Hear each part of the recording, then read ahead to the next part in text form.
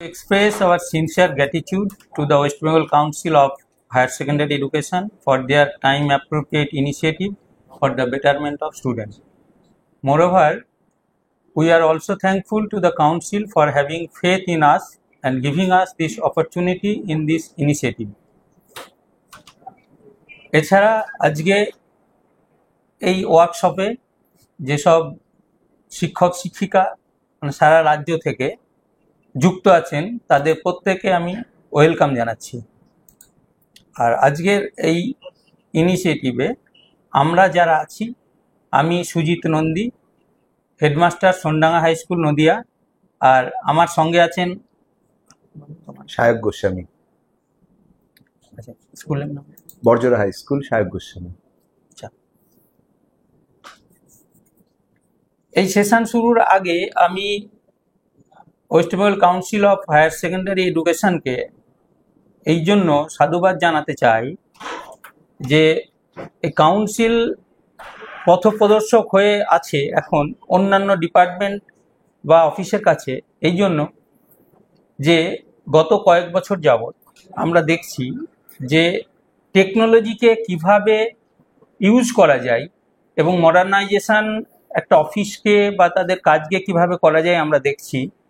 কারণ আমরা এখন দেখেছি যে এই যে শিক্ষা সংসদের যে কাজগুলো প্রত্যেকটা অনলাইনে কিন্তু হচ্ছে, যেমন স্টুডেন্ট রেজিস্ট্রেশন, তারপরে এনরোলমেন্ট ফর্ম ফিল আপ, তারপরে কারেকশন, রিনুয়াল, এই ধরনের যে কাজগুলো আছে সেগুলো সবগুলোই কিন্তু এখন অনলাইনে আমরা করতে পারি, যে তার জন্য আমাদের এই অফিসে আসতে হয় না। এর জন্য ওনারা সাধুবাদ প্রাপ্য। এরপরে যের জন্য আমরা আজকে এই অনুষ্ঠান করছি সেটা হচ্ছে যে এই যে নতুন সিলেবাস চালু হলো কি জন্য। গত 2012 সালে এই রকম একটা ইনিশিয়েটিভ নেওয়া হয়েছিল, কিন্তু এই 12 বছর ধরে কোনো রকম আপডেশন সিলেবাসের হয়নি। কিন্তু এই সময়ের মধ্যে অনেক কিছু পরিবর্তন হয়েছে। এছাড়া এই যে গ্লোবাল এডুকেশন বলুন বা আমাদের সারা ভারতবর্ষে যেভাবে শিক্ষা এগিয়ে চলেছে, ঠিক সেই মতো যদি আমরা এগিয়ে না চলি, আমাদের সিলেবাসকে যদি আপডেটেড না করা যায়, তাহলে আমরা কিন্তু পিছিয়ে পড়ব। এবং এখানে আমাদের এই কাউন্সিলের সভাপতি যিনি ডক্টর চিরঞ্জীব ভট্টাচার্য, ওনার উদ্যোগে তার সঙ্গে সঙ্গে আমাদের সেক্রেটারি ম্যাডাম আছেন এবং ডেপুটি সেক্রেটারি যারা আছেন তারা এবং অন্যান্য আধিকারিক প্রত্যেকের সহযোগিতায় এই যে সিলেবাস চেঞ্জ যেটা হয়েছে তার জন্য ধন্যবাদ জানাই। এবং এর পরিপ্রেক্ষিতটা হচ্ছে এই রকম যে একটা ওয়ার্কলোড কমানো। কারণ একসঙ্গে একটা জিনিস দেখুন, আমরা যখন পড়াশোনা করেছি কিভাবে চেঞ্জ হয়েছে, তখন 11-12 দুটো মিলিয়ে একসঙ্গে 200 নম্বরের পরীক্ষা দিতে হতো। মানে যখন আমরা 12-এ পরীক্ষা দিচ্ছি তখন 11ও পড়তে হচ্ছে একই সঙ্গে, সেই 2 বছর আগের পড়া। পরবর্তীতে এসছে শুধুমাত্র 11 আলাদা, 12 আলাদা, 100 করে হয়েছে। কিন্তু আজকে এই যুগে দাঁড়িয়ে এই সময় এটা এই যে ভেঙে ফেলার সময় এসেছে, যেখানে এই যে সেমিস্টার সিস্টেম চালু হয়েছে, একটা ওয়ার্কলোড কমানো, যাতে ভেঙে ভেঙে এই সিলেবাসটাকে করা এবং পরীক্ষা পদ্ধতি সেখানেও আলাদা করা। মানে প্রথম হচ্ছে সিলেবাসটা চেঞ্জ এবং তার সঙ্গে কোশ্চেন প্যাটার্ন এবং তার সঙ্গে সঙ্গে ইভ্যালুয়েশন প্রসেস, এই পুরোটা কিন্তু নতুন রূপে করা হয়েছে। একটা হচ্ছে বললাম যে ওয়ার্কলোড কমানো, তারপরে ছাত্রছাত্রীদের যে পরীক্ষার ভীতি, যেটা যে একবারে এতটা পড়া, কিন্তু সেমিস্টার সিস্টেম যখনই হয়ে গেল তখন তারা এই যে প্রথম যেটা পড়ছে সেটা পরীক্ষা দেওয়া হয়ে যাচ্ছে, আবার নতুন করে একটা পড়ছে, তার মানে তার ওই লোডটা বা ভীতিটা মনে হয় থাকছে না।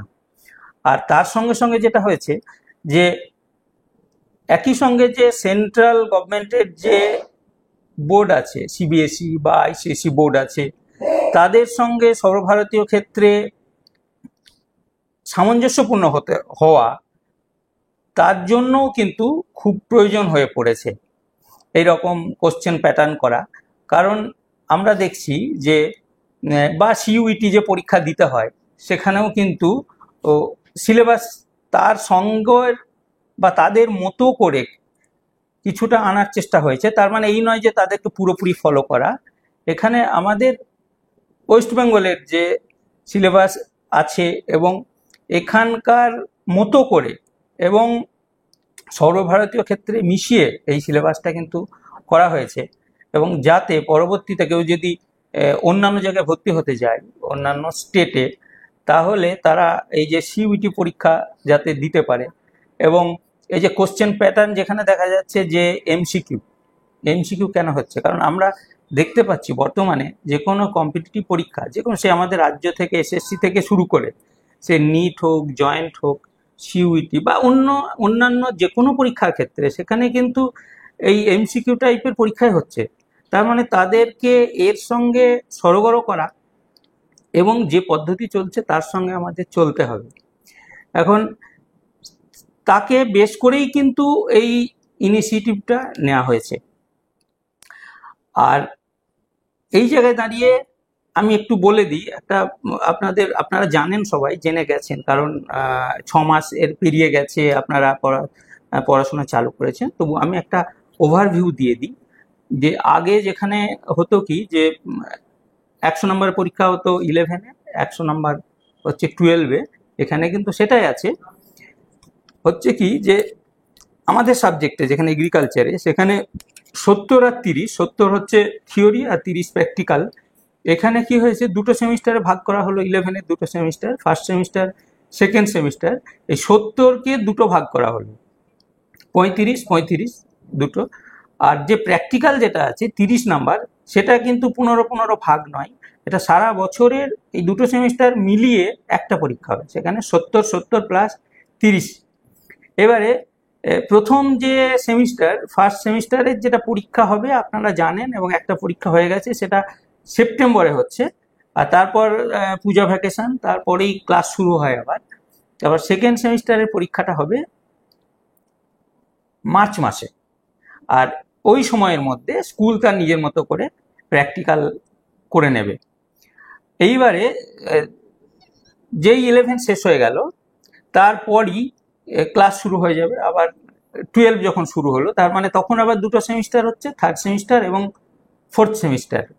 থার্ড সেমিস্টারের ক্ষেত্রে ওই রকম সেই পরবর্তী বছরে সেই 35 এবং 30, সেখানেও সেই পরবর্তী বছরে 12-এ গিয়ে সেই সেপ্টেম্বরের পরীক্ষা 35 নম্বরের, এবং মার্চ মাসে গিয়ে আবার 35 নম্বরের পরীক্ষা আর 30 নম্বর প্র্যাকটিক্যাল।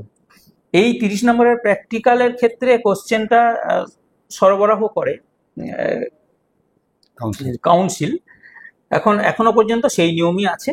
এখন যদি পরবর্তী বছরে কোনো চেঞ্জ করে তাহলে নোটিফিকেশন দেখতে পাবেন, আমরা দেখতে পাবো, কিন্তু এখনো পর্যন্ত ওটা কাউন্সিলই সরবরাহ করছে। এই মতো করে হবে। আর পরীক্ষার ক্ষেত্রে যেমন হয় এখন যেমন আছে, ওই 30% পেয়ে তাকে পাস করতে হয়, 30% পেয়ে পাস করলে পরের বছরে আবার উঠে যাবে। এখন এইখানে আর একটা জিনিস আছে, যে একটা ছাত্রছাত্রীদের সুযোগ দিয়েছে, কেউ যদি ফার্স্ট সেমিস্টারে পরীক্ষা না দেয় বা ফেল করে, 30% না পায়, তাকে কিন্তু সাপ্লিমেন্টারি পরীক্ষা একটা দিতে পারবে সে। 11-এর ক্ষেত্রে যেটা হয়েছে, যে এই বছরে যেটা হয়েছে, যে সে ওই সেকেন্ড সেমিস্টার হচ্ছে মার্চ মাস, তার ঠিক আগে মানে ফেব্রুয়ারি মাসে সে ওই সাপ্লিমেন্টারি পরীক্ষাটা দিতে পারবে। তেমনি পরবর্তী বছরেও যখন 12-এ যাবে, সেখানেও হচ্ছে ওই ফার্স্ট সেমিস্টার না দিতে পারলে, থার্ড সেমিস্টারের যদি সে পাস আউট না হয় বা না দিতে পারে, সে ফোর্থ সেমিস্টারের সময় সেই পরীক্ষা দিতে পারবে। আর একটা হচ্ছে বিষয়, যে ফার্স্ট সেমিস্টার এবং সেকেন্ড সেমিস্টারের কোশ্চেন স্কুলই করবে, মানে সংশ্লিষ্ট শিক্ষক বা শিক্ষিকা যিনি আছেন স্কুলের, তিনি কোশ্চেন করবেন, তিনিই খাতা দেখবেন। কিন্তু পরবর্তী বছরে থার্ড এবং ফোর্থ সেমিস্টার, মানে আমরা যেটা একবার পরীক্ষা হতো বছরে, সেটা এখন দুবার পরীক্ষা হবে। এবং সেটা যেটা এইচএস পরীক্ষা যেমন হয় তেমন অন্য স্কুলে গিয়ে ওই পরীক্ষা ছাত্রছাত্রীদের দিতে হবে, সেই 35 নম্বর এবং 35 নম্বরের সেখানে কিন্তু খাতা দেখার ব্যবস্থা, কোশ্চেন সব কাউন্সিল করবে, খাতা দেখার ব্যবস্থা সেগুলো কাউন্সিলের মাধ্যমে হবে।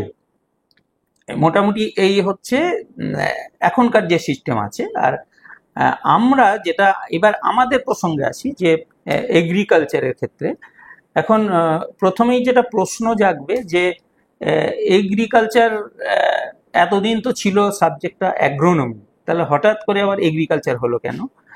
এখন অ্যাগ্রোনমি ছিল আগে, কিন্তু আমরা প্রত্যেকেই জানি যে আমরা দুজন এবং আপনারা যারা আছেন বা শুনছেন যারা প্রত্যেকেই তারা এগ্রিকালচার গ্র্যাজুয়েট অথবা এমএসসি ইন এগ্রিকালচার অথবা পিএইচডি। তা আমরা সবাই জানি যে অ্যাগ্রোনমি হচ্ছে কাল্টিভেশন অফ ফিল্ড ক্রপ, হ্যাঁ, সেখানে হচ্ছে টোটাল এগ্রিকালচারের একটা পার্ট।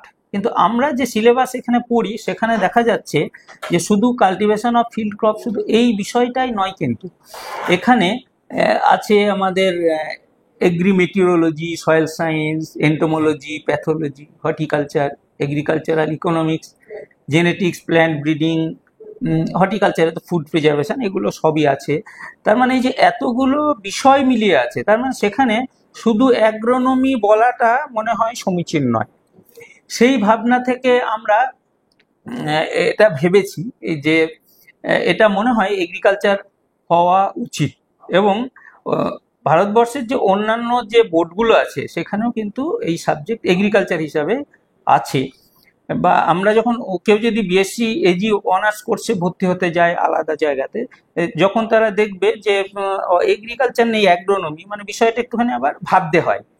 বা যারা আমাদের এই এইচএসে যখন এই সাবজেক্টটা নেয় প্রথমেই অ্যাগ্রোনমি মানে তাদেরকে ভাবতে হয় কি, কিন্তু যদি ওটা এগ্রিকালচার জেনে যায় এগ্রিকালচার আচ্ছা ঠিক আছে, মানে তাদের জানা এবং বোঝার ক্ষেত্রে মানে প্রাথমিক যেটা সুবিধা হয় যে এগ্রিকালচারের ক্ষেত্রে। সেই জন্য আমরা প্রস্তাব দিয়েছিলাম যে আমরা এর সঙ্গে এই সাব কমিটিতে আছি, এই সিলেবাস সাব কমিটিতে, সেখানে আমরা কাউন্সিলকে প্রস্তাব দিই যে এটা অ্যাগ্রোনমি না করে এগ্রিকালচার করাটাই উচিত হবে। তা কাউন্সিল সেটা মেনে নিয়েছেন এবং এগ্রিকালচার নামটা দিয়েছেন।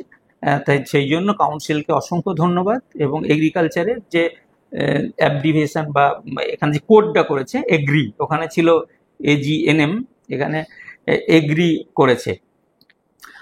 আর আমরা এখানে যেটা করার চেষ্টা করেছি যে এই সিলেবাসের ক্ষেত্রে যাতে তারা ভবিষ্যতে, এখন আমাদের যে স্কুলে দেখা যায় যে এগ্রিকালচার সাবজেক্ট বা অ্যাগ্রোনমি আগে ছিল, যারা নিচ্ছে সেখানে আর্টসের ছেলেরাও আছে এবং সায়েন্সের ছেলেরাও আছে। অনেকে ভাবে যে আমি হয়তো স্কোর করব বেশি, সেই হিসাবে কেউ নিচ্ছে। এখানে আবার অনেকে আছে সায়েন্সের স্টুডেন্ট, তারা হয়তো ম্যাথ নিতে চায় না, এমন অনেকে আছে। তারা ফিজিক্স, কেমিস্ট্রি, বায়োলজি, তার সঙ্গে এগ্রিকালচার রাখছে, তারপর এগ্রিকালচার নিউট্রিশন, বিভিন্ন রকম কম্বিনেশন আছে, তারা বিভিন্নভাবে। এখন তারা এই এগ্রিকালচার যারা ভবিষ্যতে পড়তে চায় তারা এখানে যদি জেনে যায় তাদের সুবিধা হবে।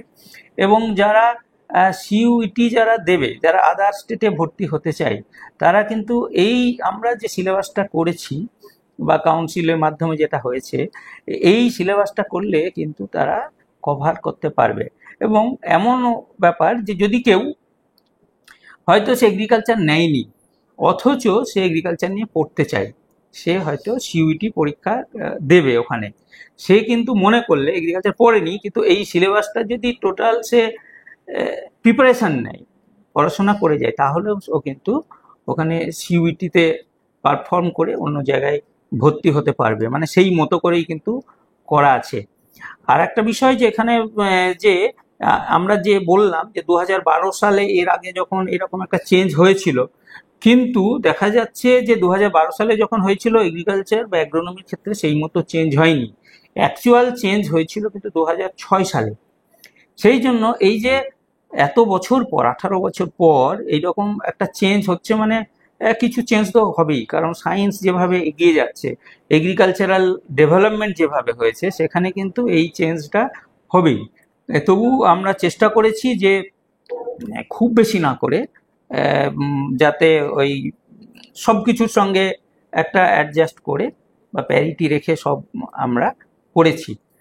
এখন একটা বিষয় বলি যে এই যে এগ্রিকালচার আমরা এইটা নিয়ে পড়ছি, ছাত্রছাত্রীদের মধ্যে এগ্রিকালচার বিষয়টাকে আমার মনে হয় যে প্রথমে তাদের যেন প্রাউড ফিল করে যে আমি এগ্রিকালচার পড়ছি বা এগ্রিকালচারের প্রতি ভালোবাসা বা ভবিষ্যতে পড়বো, সেই জিনিসটা কিন্তু তৈরি করার দরকার আছে। এবং আর একটা জিনিসও আমরা ভেবেছি যে শুধু এগ্রিকালচার পড়লো নাম্বার পেলো তা না, মানে সবাই যে এইভাবে চাকরি তো পায় না আমরা সবাই জানি, কিন্তু এখানে এই কোর্সটাকে এমন করা হয়েছে যেখানে নলেজের সঙ্গে স্কিল বেসড করা হয়েছে এবং এমন কিছু বিষয় এখানে আছে যাতে এই কোর্স করার পর তাদের কিন্তু মনে হবে যে আচ্ছা এই জিনিসগুলোতে আছে, দেখবেন এখানে আছে সেরিকালচার, পিসিকালচার,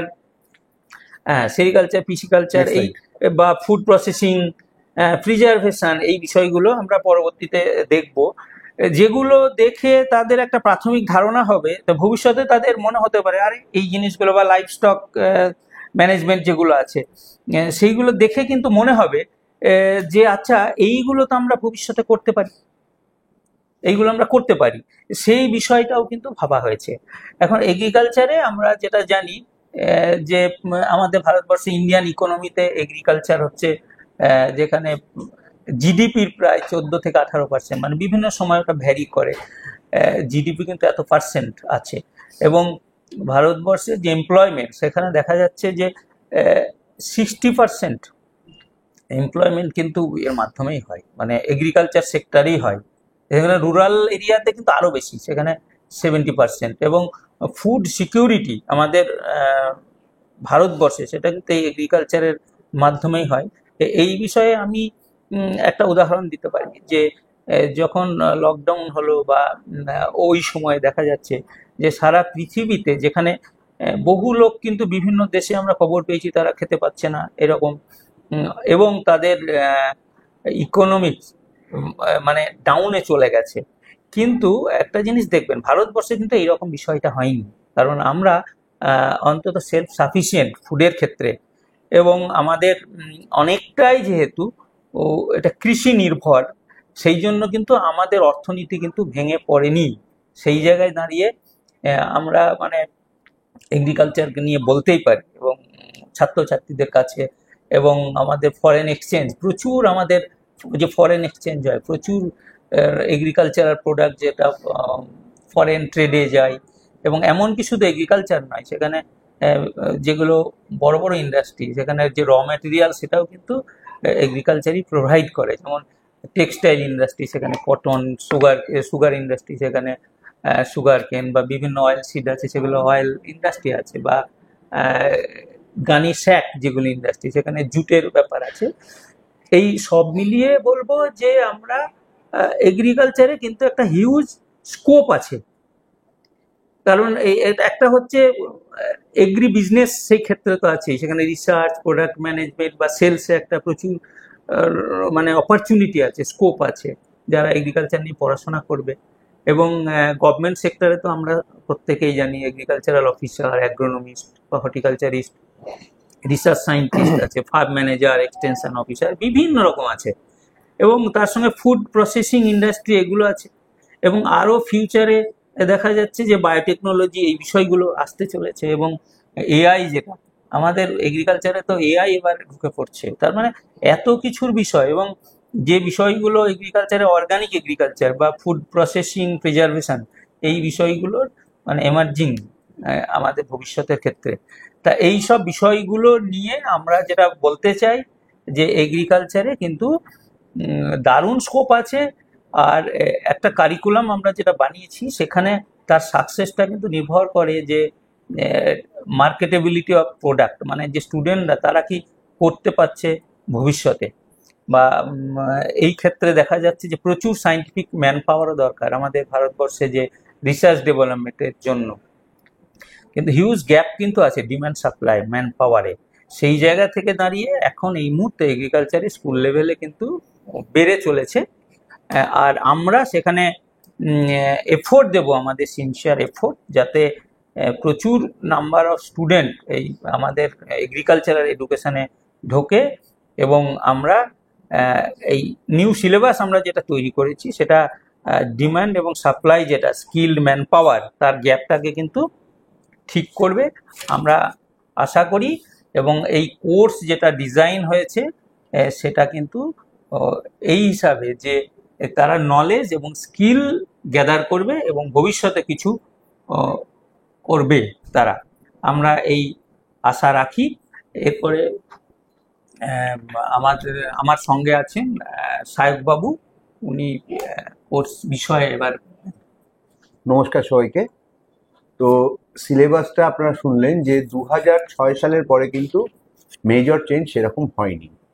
এর ফলে দেখবেন যে টানা একটা কোর্স যদি চলতে থাকে তাহলে কোশ্চেন প্যাটার্ন, আপনারা যারা সবাই পড়ান, আপনারা এখানে সবাই উপস্থিত প্রত্যেকে এক্সপিরিয়েন্স টিচার, আপনারা দেখেছেন যে প্রশ্ন কিন্তু ক্রমশ কঠিন থেকে কঠিনতর হয়ে যাচ্ছে, এবং সেই ব্যাপারটা তো চলতেই থাকতো। প্লাস সবচেয়ে বড় কথা স্যার যেটা বললেন সেটা হচ্ছে দীর্ঘদিন ধরে বিজ্ঞান কিন্তু কৃষি বিজ্ঞান অনেকটা এগিয়ে গেছে। তো যতটা পারা যায় পুরনো সিলেবাসের সঙ্গে সাযুজ্য রেখে নতুন সিলেবাসে কিছু পাল্টানোর চেষ্টা করা হয়েছে। তো এখন দেখুন, এই স্লাইডটা দেখুন, difference between old and new সিলেবাসের মধ্যে কি কি পার্থক্য রয়েছে। আমাদের এইটা মানতে হবে যে আধুনিক যুগে coverage area should be increased. এইটা আপনাদের প্রথমেই মাথায় আমাদের ঢুকিয়ে নিতে হবে আমাদের সবাইকে, যে সিলেবাসটা কিন্তু লার্জ এরিয়া কভার করবে, বাট সবসময় যে ডিপে যাবে সে কিন্তু নয়। এই সিলেবাসের যেটা প্রধান প্রবলেম সেটা হচ্ছে যে সিলেবাসটা অনেক বেশি গভীরে চলে যাচ্ছে। আমরা ছাত্রকে পরে যখন সেই ছাত্র বিএ বা ছাত্রী বিএসসি যে অনার্স কোর্স করবে বা ফার্দার যখন এগোবে তখন সে ডেপথে পড়ুক। হায়ার সেকেন্ডারি লেভেলে আমাদের অবজেক্টিভ হচ্ছে যে ছেলেগুলো যেন টার্মিনোলজি সম্বন্ধে স্টুডেন্টরা জানে। They should well aware about the terminology, কোনটা হচ্ছে, কেন হচ্ছে জানার দরকার নেই, কি কি হচ্ছে, সেইটা হচ্ছে প্রধান অবজেক্টিভ। যে কারণে দেখুন পুরনো যে সিলেবাসটা ছিল তার কভারেজ এরিয়া ছিল কিন্তু খুব কম। এই সিলেবাসটায় আপনারা অনেকেই দেখে নিয়েছেন, অলরেডি আমরা একটা সেমিস্টার শেষ করেছি এবং সেকেন্ড সেমিস্টারে ঢুকে গেছি, যেখানে কভারেজ এরিয়া অনেকটা বেশি। গত সেমিস্টারে সিলেবাসটা যদি দেখেন তাহলে মোট 12টা চ্যাপ্টার ছিল, ক্লাস 11-এ ছিল 6টা চ্যাপ্টার এবং ক্লাস 12-এ ছিল 6টা চ্যাপ্টার। এই সিলেবাসে এসে যেটা দেখাচ্ছে যে আর 2টো করে চ্যাপ্টার বাড়ানো হয়েছে, অর্থাৎ ফার্স্ট সেমিস্টারে 4টে, সেকেন্ড সেমিস্টারে 4টে, 8টা, অ্যান্ড সো অন। থার্ড সেমিস্টারেও 4টে, ফোর্থ সেমিস্টারেও 4টে, অর্থাৎ 4 16টা চ্যাপ্টার আমাদের পড়তে হয়েছে। নেক্সট হচ্ছে সেটা হচ্ছে যে কোশ্চেন প্যাটার্ন এবং যেটা ফলো করতে হয়েছে, কেন চেঞ্জ করতে এতগুলো চ্যাপ্টার ঢোকাতে হলো। স্যার যেটা বললেন যে কভারেজ এরিয়াতে 1 নম্বর বাড়াতেই হয়েছে, কোনো উপায় ছিল না, কারণ অল ইন্ডিয়া সিলেবাস আপনারা যদি হায়ার সেকেন্ডারি লেভেলের এগ্রিকালচারের সিলেবাস, সিবিএসসি সিলেবাস দেখেন, আইসিএসসি সিলেবাস আরও অনেক ডেপথ, ওটাতে আমরা যদি করি, মোটামুটি একটা প্যারিটি তো আমাদের রাখতে হবে না, যে সিবিএসসি সিলেবাস, হাই সেকেন্ডারি এবং অল ইন্ডিয়া বেসিসে এগ্রিকালচারের স্কুল লেভেলে সিলেবাসটা যে পর্যায়ে আছে তার সঙ্গে খানিকটা প্যারিটি রাখার চেষ্টা করা হয়েছে, যে কারণে বেশ কিছু চ্যাপ্টার আমাদের ইনক্লুশন করতে হয়েছে এবং সেই সঙ্গে পুরনো জিনিসের বেশ কিছু আমাদের এক্সক্লুশনও করে দেওয়া হয়েছে। তো আমাদের ধারণা হয়েছিল যে হয়তো এই নতুন যে চ্যাপ্টারগুলো যেটা ঢোকানো হয়েছে বা নতুন সিলেবাসটা ছাত্রছাত্রীদের প্রতি উপকৃত হবে, ছাত্রছাত্রীরা উপকৃত হবে। তো আমরা প্রথমে যেটা আমরা প্ল্যান করেছি, সিলেবাসটা আমরা আলোচনা করব, তারপরে কোশ্চেন অ্যান্সারের জন্য আলাদা একটা সেশন আছে। কোশ্চেন অ্যান্সার সেশনে আপনাদের সিলেবাস সংক্রান্ত যদি কোনো মতামত থাকে আমরা অবশ্যই সেটা আমরা গ্রহণ করব, এবং সেই সঙ্গে প্রয়োজনীয় যদি কোনো চেঞ্জের দরকার হয় তাহলেও তা আমরা ঊর্ধ্বতন কর্তৃপক্ষকে জানিয়ে দেওয়া হবে। তো যেটা আছে সেটা হচ্ছে নিউ টপিক ক্লাস 11-এর যে থিওরি পার্টটা আছে, থিওরি পার্টটায় নতুন টপিক কি কি ঢুকেছে দেখুন। প্রথম যেটা ঢুকেছে সেটা হচ্ছে ইন্ট্রোডাকশন টু এগ্রিকালচার। এই চ্যাপ্টারটা অনেকটাই ভাস্ট, এর মধ্যে ঢুকেছে majority lac culture, sericulture, apiculture, অর্থাৎ লাক্ষা চাষ, মৎস্য চাষ, মৌমাছির চাষ, এই 3টে জিনিস ঢুকেছে। এছাড়া বেসিক যেটা গ্রিন রিভলিউশন ইন এগ্রিকালচার, এই পার্টটা ঢুকেছে। আর ফার্স্ট সেমিস্টারে আর একটা মেজর টপিক ঢুকেছে, সেটা হচ্ছে genetics and plant breeding in agriculture, introductory পার্টটা, অর্থাৎ বেসিক যে জেনেটিক্স অ্যান্ড প্ল্যান্ট ব্রিডিং এর পার্টটা ঢুকেছে। সেকেন্ড সেমিস্টারে কি কি ঢুকেছে? সেকেন্ড সেমিস্টারে যে ক্রপগুলো ছিল সেই ক্রপগুলোর মধ্যে এক্সট্রা যেটা ঢুকেছে সেটা হচ্ছে মেজ, অনিয়ন অর্থাৎ পেঁয়াজ, ভুট্টা, জোয়ার বাজরা অর্থাৎ মিলেট ক্রপ, আর ফ্রুট ক্রপের মধ্যে পাপায়া, গোয়াভা। এছাড়া ঢুকেছে farming system, concept and components of farming system.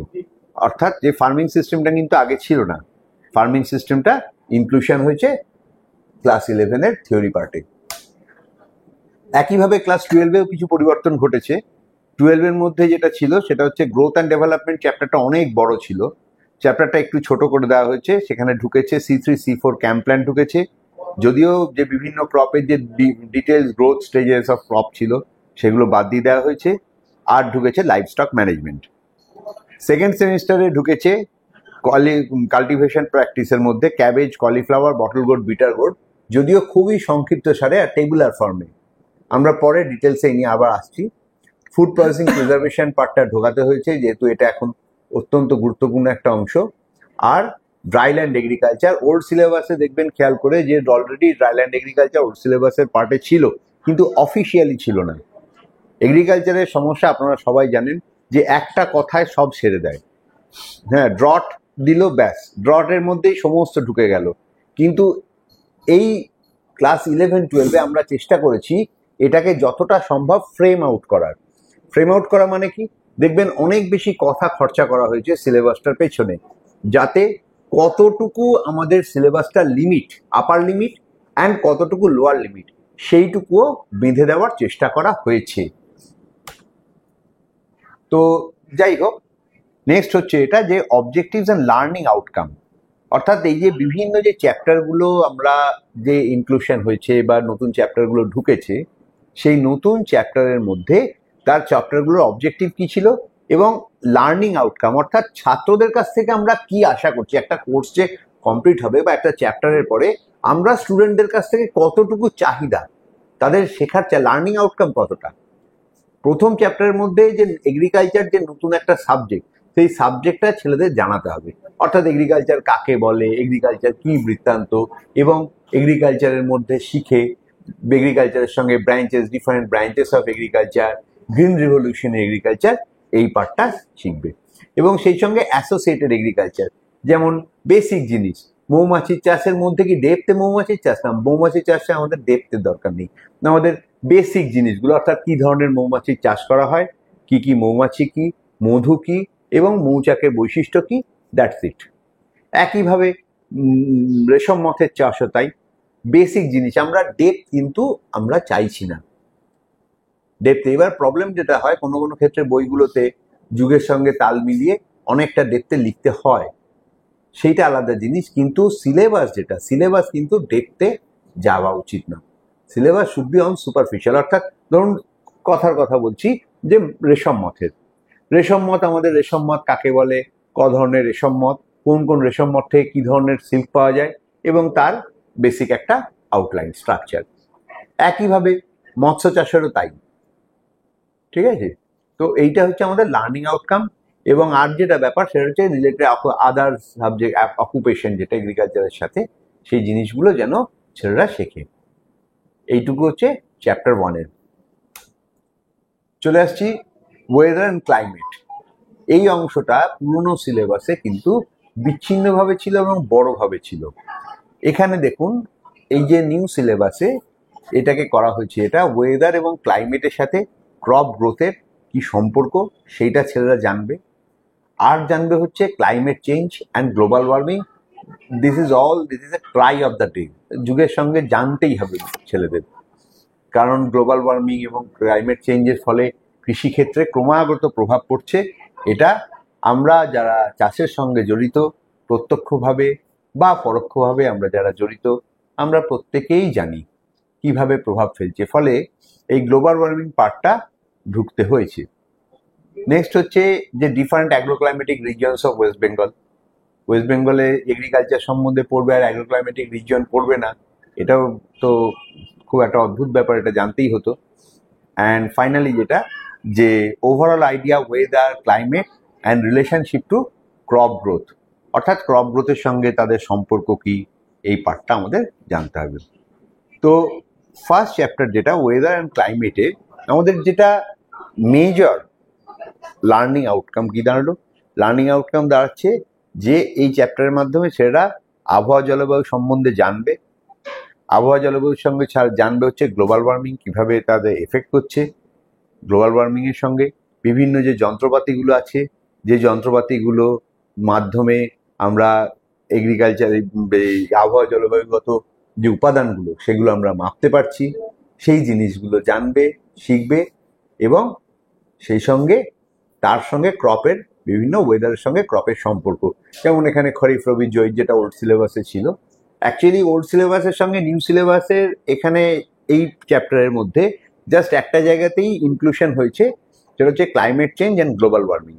বাকিটা আপনারা যদি ডেপথে স্টাডি করে দেখেন, আপনারা নিশ্চয়ই দেখেছেন এটা, যে সেরকম কোনো পরিবর্তন হয়নি।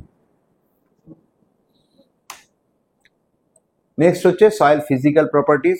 এটা তো আমরা কোনো রকম কোনো চেঞ্জ হয়নি, যা আগে যে চ্যাপ্টারটা যা রকম ছিল সেইগুলোই প্রায় একই রকম রয়ে গেছে। সয়েল ওয়াটারটা ঢুকেছে, সয়েল ওয়াটারও আগেও ছিল, এখনো আছে, সেরকম কোনো মেজর পরিবর্তন হয়নি। নেক্সট যেটা সবচেয়ে হচ্ছে এই চ্যাপ্টারটা খুবই interesting chapter, genetics and breeding. এই চ্যাপ্টারটা কিন্তু সম্পূর্ণ নতুন চ্যাপ্টার। এই চ্যাপ্টারটার মধ্যে কি কি আছে সেইটা আমরা যদি দেখি, সেটা দেখুন, প্রথমে আমরা ডেপথ এটাকে যদি দেখি, সেটা হচ্ছে প্রথমে আছে মেন্ডেল ল অফ ইনহেরিটেন্স, অর্থাৎ আমাদের মেন্ডেলের ফার্স্ট ল, সেকেন্ড ল, এইগুলো জিন অ্যালিল মিউটেশন, এই পার্টটা মেন্ডেলের সূত্র এবং জিন অ্যালিল মিউটেশন বাচ্চারা কিন্তু ক্লাস 9 ক্লাস 10-এ এরা স্টাডি করে এসছে। ওই ক্লাস 10-এর যে পার্টটা, যেটুকু ক্লাস 10-এ পড়ে এসছে, কেবলমাত্র সেইটুকুই দেওয়া হয়েছে এখানে, তার বেশি আমাদের চাহিদা নয়। এটা জাস্ট ব্রাশ আপ করে দেওয়া, ক্লাস 10-এ যেটা শিখে এসছে সেই ক্লাস 10-এর অংশটাই জাস্ট একবার ব্রাশ আপ করে তাদেরকে ঢুকিয়ে দেওয়া। কেন এটাকে ধরলো? কারণ মেন্ডেলের ল এবং জিন অ্যালিল মিউটেশন যদি না জানে বা না আলোচিত হয়, তাহলে পরের পার্টটায় আমাদের আলোচনা করতে আপনাদেরই অসুবিধা হতো। যেই কারণে আমাদের মেন্ডেলের সূত্র এবং জিন অ্যালিল মিউটেশন এই পার্টটা ঢুকতে হলো। নেক্সট হচ্ছে যে role of genetics in plant breeding. এটা তো জানাতেই হবে, কারণ প্ল্যান্ট ব্রিডিংয়ে জেনেটিক্সের যে কি সম্পর্ক সেটা জানতে হবে। এবং সিলেকশন মেথড, সিলেকশন মেথড পার্টটা এটাও আর একটা ইন্টারেস্টিং জিনিস। সেটা হচ্ছে যে এখনকার দিনে সিলেকশন মেথডটা না জানালেও নয়, যে কারণে সিলেকশন মেথডের শুধু আউটলাইন আমাদের কিন্তু, আবার বলছি, নট ইন ডেপথ। ধরুন আমরা যারা বিএসসি এজি বা মাস্টার ডিগ্রি করেছি, আপনারা জানেন যে আমরা পড়েছিলাম বিডি সিং, এর জেনেটিক্সে হিউজ, বা ব্রিডিংয়ে আমরা পড়েছি, হিউজ পরিমাণে আছে। সেগুলো সিলেকশন মেথড, এক একটা সিলেকশন মেথড নিয়েই 50 পাতা 60 পাতা করে লেখা আছে। কিন্তু আমাদের উদ্দেশ্য হচ্ছে ছাত্রছাত্রীদের জানানো যে মোটা মোটা উপায়, যে একটা ছেলে যদি জানে যে পিওর লাইন সিলেকশন জিনিসটা কি বা মাস সিলেকশন জিনিসটা কি, শুধু যেন কথাটা শুনে সে আকাশ থেকে না পড়ে, অন্তত তার জানা থাকে, যে মাথায় থাকে যে হ্যাঁ পিওর লাইন সিলেকশন ব্যাপারটা এইরকম হয়, কি মাস সিলেকশন ব্যাপারটা এইরকম হয়, কি পেডিগ্রি সিলেকশন জিনিসটা কিরকম হতে পারে, কোনটা এর মধ্যে ভালো, কোনটা মন্দ, বা কোনটা অত্যাধুনিক একটা পদ্ধতি সিলেকশন মেথডের, ওইটুকু ছাত্রছাত্রীদের জানানো। তার বেশি কিভাবে হচ্ছে না হচ্ছে, পর প্রসিডিওর, নট দ্যাট, একেবারেই নয়। ঠিক আছে, এইটুকু আমাদের জানানোর উদ্দেশ্য। নেক্সট হচ্ছে hybridisation, tissue culture technique. Tissue কালচারও ছেলেরা ক্লাস 10-এ পড়ে এসছে, 10-এর বায়োলজি সেকশনে টিস্যু কালচার বেশ খানিকটা পড়ে এসছে, সেইটাই আর একবার রিপিটেশন হবে, শুধু ইন দ্য লাইটেন্স অফ এগ্রিকালচার, অর্থাৎ এগ্রিকালচারের সঙ্গে টিস্যু কালচারের লিঙ্ক আপ হয়েছে। কারণ দেখুন, পরবর্তীকালে আমরা যখন টিস্যু কালচার ক্রপ পড়ছি, নামগুলো জানছি, টিস্যু কালচার ব্যানানা ক্রপের, টিস্যু কালচার ব্যানানা ভ্যারাইটি, কোশ্চেনও থাকতো, ওল্ড সিলেবাসে দেখবেন প্রশ্ন আছে, কয়েকটি টিস্যু কালচারের কলার জাতের নাম লেখো, রাইট? এরকম প্রশ্ন কিন্তু আমরা দেখেছি। সেই টিস্যু কালচার জিনিসটা কি সেই সম্বন্ধে একটা ওভারঅল আইডিয়া। অ্যান্ড লাস্ট হচ্ছে ডিফারেন্ট ক্রপ ভ্যারাইটিস, উদাহরণ indigenous crop, high yielding variety, hybrid variety, green genetically modified crop. এর মধ্যে জেনেটিক্যাল মডিফাইড ক্রপ নিয়ে তো কাগজে থেকে শুরু করে বিভিন্ন পত্র পত্রিকায় এই নিয়ে লেখালেখিরও সীমা নেই, গবেষণারও সীমা নেই। এবং বিতর্কেরও সীমা নেই, মজার ব্যাপার, তাই না? ফলে এখনকার দিনে জেনেটিক্যালি মডিফাইড ক্রপটা কি জিনিস এবং তার ইমপ্লিকেশন কোথায় হচ্ছে, অর্থাৎ কয়েকটা এক্সাম্পলস দেখুন। এই জন্য লেখা আছে ক্রপ ভ্যারাইটিস, শুধু ভ্যারাইটিগুলোর নাম, কয়েকটা দরকারি ক্রপের ভ্যারাইটি। যেমন ধরুন দেশি ভ্যারাইটি, আজকের দিনে বেগুনেরই ভাবুন, বেগুনের কালো শ্যাওলা, মুক্তকেশী, এই যে জাতগুলো, গড়িয়া, ভাঙর, এই বেগুনের যে জাতগুলো, এই জাতগুলো এরা কিন্তু সবাই দেশি জাত।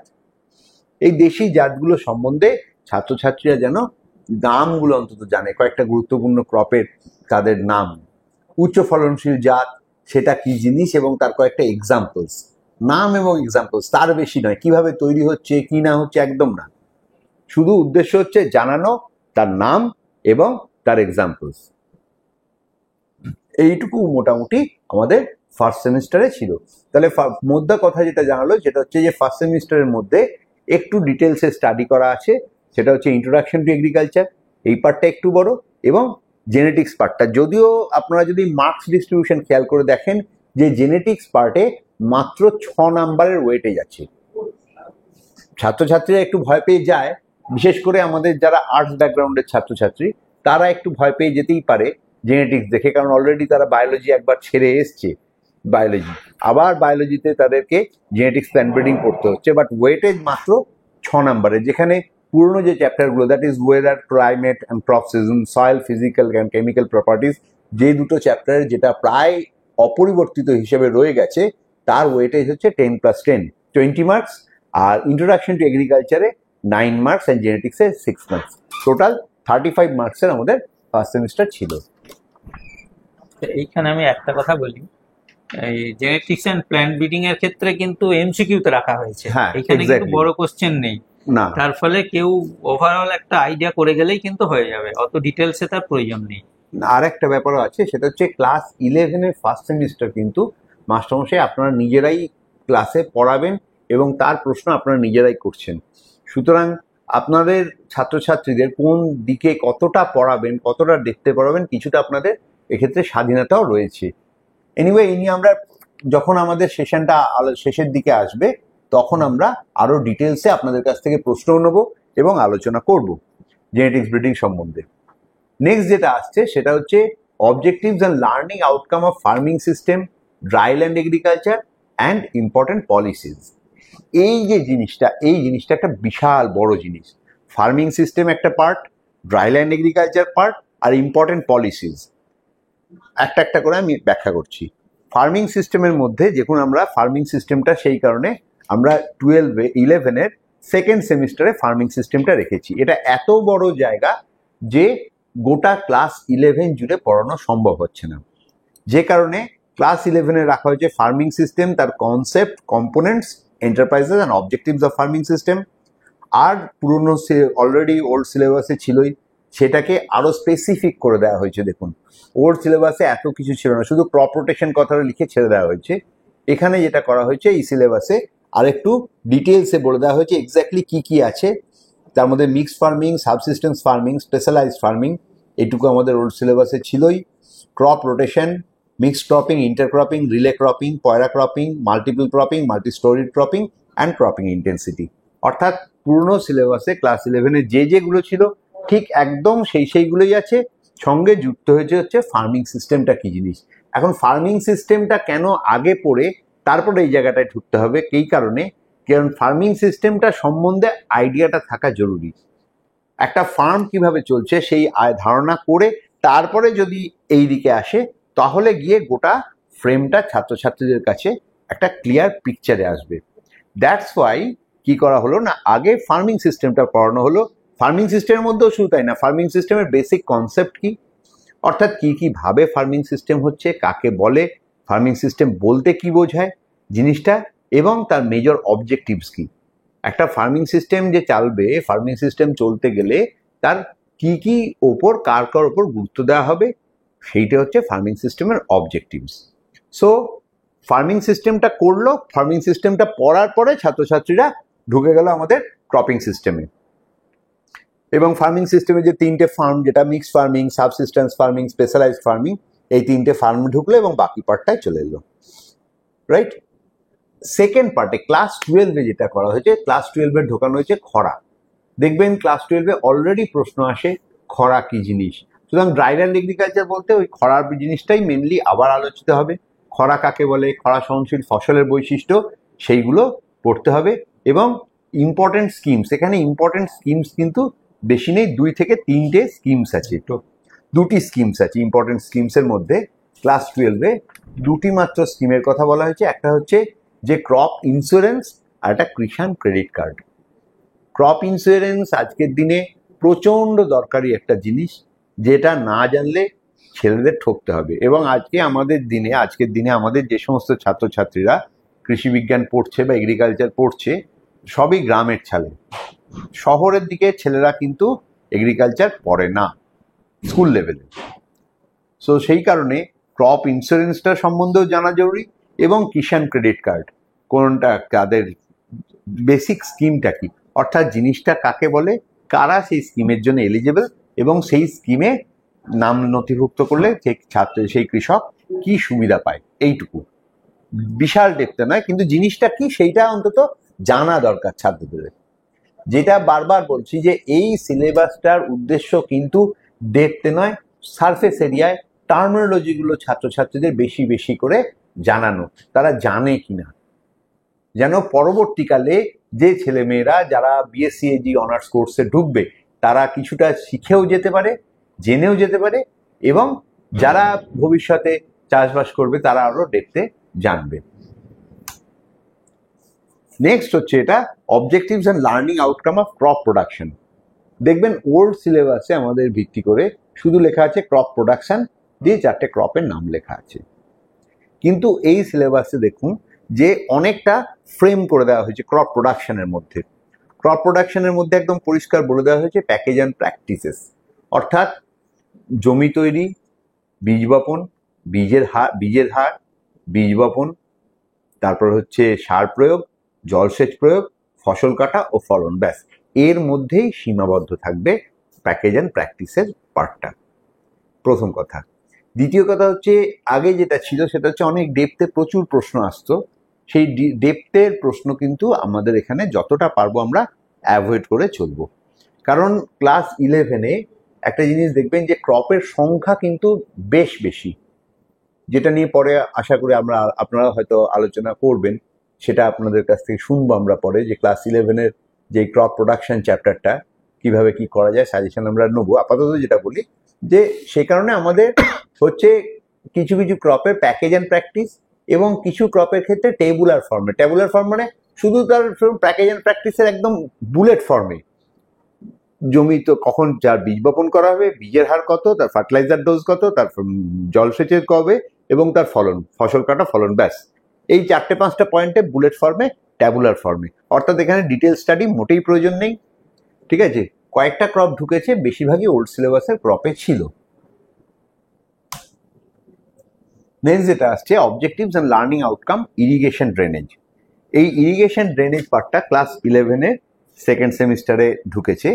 এখানে যেটা আছে ইরিগেশন কাকে বলে, তার মেজর কনসেপ্ট, তার সোর্স, টাইপস অফ ইরিগেশন, এবং মাইক্রো ইরিগেশন এবং ফার্টিগেশন ছাড়া আর কিন্তু বাকিগুলোর কোথাও কোনো ডিটেলস ইরিগেশন সিস্টেম পড়ানোর দরকার নেই। দেখুন একদম পরিষ্কার লেখা আছে, তার কনসেপ্টটা থাকবে এবং সোর্স অফ ইরিগেশন, ইরিগেশনের সোর্স থাকবে, টাইপস অফ ইরিগেশন। এখানে টাইপস অফ ইরিগেশনটাই জরুরি, অর্থাৎ ইরিগেশনের প্রকারভেদ, ক ধরনের ইরিগেশন প্রসিডিওর আছে সেইগুলোর নামগুলো ছেলেরা যেন জানে এবং বিষয়টা সম্বন্ধে একটা মোটামুটি ধারণা লাভ করবে। এখানে ডেপথে পড়বে কোনটা, ডেপথে পড়বে মাইক্রো ইরিগেশন এবং ফার্টিগেশন, অর্থাৎ স্প্রিংকলার সেচ এবং ড্রিপ সেচ। এই দুটো পার্ট ছাত্রছাত্রীরা দিতে পড়বে, বাকি ওভারঅল একটা ধারণা লাভ করবে, জাস্ট জানবে ছেলেরা। এবং আর কি আছে যে ক্রিটিক্যাল গ্রোথ স্টেজ, ইম্পর্টেন্ট ক্রপের মধ্যে কিছু কিছু ক্রিটিক্যাল গ্রোথ স্টেজ আছে, সেইটা জানবে। Water requirement of crop, irrigation requirement, irrigation efficiency, এগুলো তো ছিলই। শিডিউলিং অফ ইরিগেশন যেটা ওল্ড সিলেবাসেও ছিল, এই 4টে পার্ট নিউ সিলেবাসেও আছে। Drainage system, concept, types and importance, শুধু টাইপগুলো জানবে এখানে, কিন্তু আবার বলছি যে ডেপথের প্রসিডিওর যেমন আগে যেটা ছিল যে ডিটেলস প্রসিডিওরটা কিন্তু আমার এখানে অ্যাভয়েড করা হচ্ছে। এখানে ছাত্রছাত্রীরা জানবে শুধু টাইপস, অর্থাৎ কিরকম ভাবে আছে তার নাম, জোর হলে একটা দুটো বৈশিষ্ট্য, তাই তো? অবশ্যই। যে একটা দুটো বৈশিষ্ট্যতে আমরা জানবে জোর হলে। ডিটেল স্টাডি এখানে দরকার আমরা নেই। অত দেখতে যাচ্ছি না, কিন্তু যেন ছেলেরা নামগুলো জানতে পারে, তার বৈশিষ্ট্য। যেমন ধরুন সারফেস ইরিগেশনের ক্ষেত্রে আমি যদি একটা সাধারণ প্রশ্ন যে সবচেয়ে বেশি জল কোন ধরনের জলসেচ পদ্ধতিতে ব্যবহার হয়, প্লাবিতকরণ পদ্ধতি। প্লাবিতকরণ পদ্ধতি কোথায় হয়? না ধানের ক্ষেত্রে বা গমের ক্ষেত্রে প্লাবিতকরণ পদ্ধতি হয়। রিজেন ফারো মেথড কোথায় হয়? না আলুতে হয়। এইরকম জাস্ট অল্প অল্প করে ছুঁয়ে ছুঁয়ে ছুঁয়ে ছুঁয়ে চলে যাবে, এইটা হচ্ছে ব্যাপার। আর হচ্ছে ক্রিটিক্যাল গ্রোথ স্টেজ, যেগুলো আমাদের সিলেবাসে যে ইম্পর্টেন্ট ক্রপগুলো আছে সেই ক্রপগুলোর ক্রিটিক্যাল গ্রোথ স্টেজ আমাদের পড়তে হবে। নেক্সট স্লাইডে চলে যাচ্ছি। মোটামুটি ক্লাস 11-এ পার্ট আমরা দেখতে দেখতে শেষ করে এসেছি। এবার যেটা আসছি সেটা হচ্ছে 12-এর ফার্স্ট চ্যাপ্টার, যেটা growth and development. Growth and development old সিলেবাসে একটা বিরাট বড় চ্যাপ্টার ছিল, বেশ কিছুটা বড় ছিল, কিছুটা অংশ কাটছাট করে দেওয়া হয়েছে। এখানে শুধু পড়ানো হবে কি না গ্রোথ কি, ডেভেলপমেন্ট কি, সিগময়েড গ্রোথ কার্ভ, তিনটে জিনিস, C3 C4 প্ল্যান্ট। এই গ্রোথের মধ্যেই এটা অ্যাকচুয়ালি এমনভাবে চলে আসছে যেটাকে বাদ দেওয়ার কোনো উপায় ছিল না। তার কারণ হচ্ছে যে কোন ক্রপের ক্ষেত্রে যে কোনটা C3 ক্রপ, কোনটা C4 এবং ক্যাম্প প্ল্যান্ট, আপনারা যারা এগ্রিকালচার পড়েন এবং গ্রোথ অ্যান্ড ডেভেলপমেন্টের মধ্যে এটা অপরিহার্য একটা পার্ট, যে কারণে এই পার্টটাকে বাদ দেওয়া যায়নি। তার সঙ্গে জাস্ট জুড়ে দেওয়া হয়েছে ইল্ড কম্পোনেন্ট। ইল্ডের অঙ্ক আগেও ছিল, এখনো আছে, তবে ব্যাপার যেটা হচ্ছে যে এই চ্যাপ্টারের ওয়েটেজ মার্কস হিসাবে মাত্র 6 নাম্বার আছে। এবং দ্বিতীয় যেটা ফ্যাক্টর সেটা হচ্ছে যে অঙ্কের যেটা ইল্ডের যে অঙ্কটা লং কোশ্চেনের ক্ষেত্রে 3 নাম্বারে ছিল, সুতরাং ডেফিনেটলি ইল্ডের অঙ্ক ওইভাবে আর পড়ানো হয়তো আর দেওয়া যাবে না। অন্যভাবে হয়তো শর্টের দু একটা ইল্ডের অঙ্ক আপনারা দিতেও পারেন, নাও দিতে পারেন, নাও আসতে পারে, কিন্তু ইল্ড ক্যালকুলেশন জিনিসটা অন্তত ছাত্রছাত্রীরা যেন শিখে রাখে, এইটুকুই।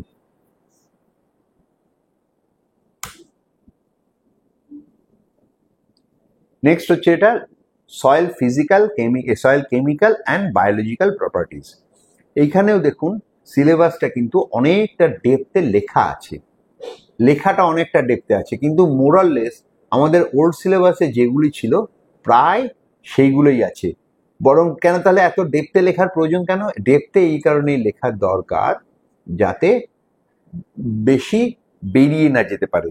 আমরা চেষ্টা করেছি যতটা পারা যায় আপার লিমিটটাকে মেনশন করে দেওয়া, যে কারণে অনেকটা বেশি পরিমাণে আমরা শুধু সয়েল মাইক্রো অর্গানিজম লিখলে কিন্তু অনেকটা বোঝায়। সয়েল মাইক্রো অর্গানিজম একটা এমন কথা যে কথার কোনো শেষ নেই, তাই না?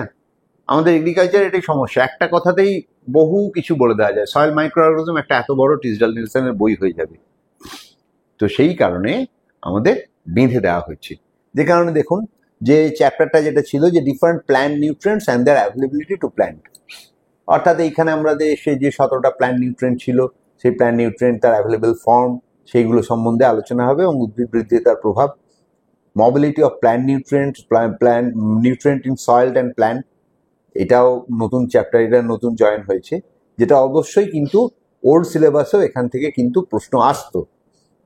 সেখান থেকে যদিও কিছু কিছু প্রশ্ন আসতো বা ক্লাসে পড়াতে হতো, সেটা একদম প্রমিনেন্টলি মেনশন করে দেওয়া হয়েছে, আর কিছুই না। Soil fertility productivity same as old syllabus. Soil colloid ব্যাপারটা ছিল আগেও, এবারে প্রমিনেন্টভাবে লেখা হলো। Soil reaction, that is soil pH. Problem soil আগেও ছিল, এখনো আছে। সয়েল মাইক্রো অর্গানিজমের মধ্যে important bacteria, algae, fungi, actinomycetes in brief. Soil organic matter, mineralisation, immobilisation, এই পার্টটা নিয়ে কিছু বলার আছে।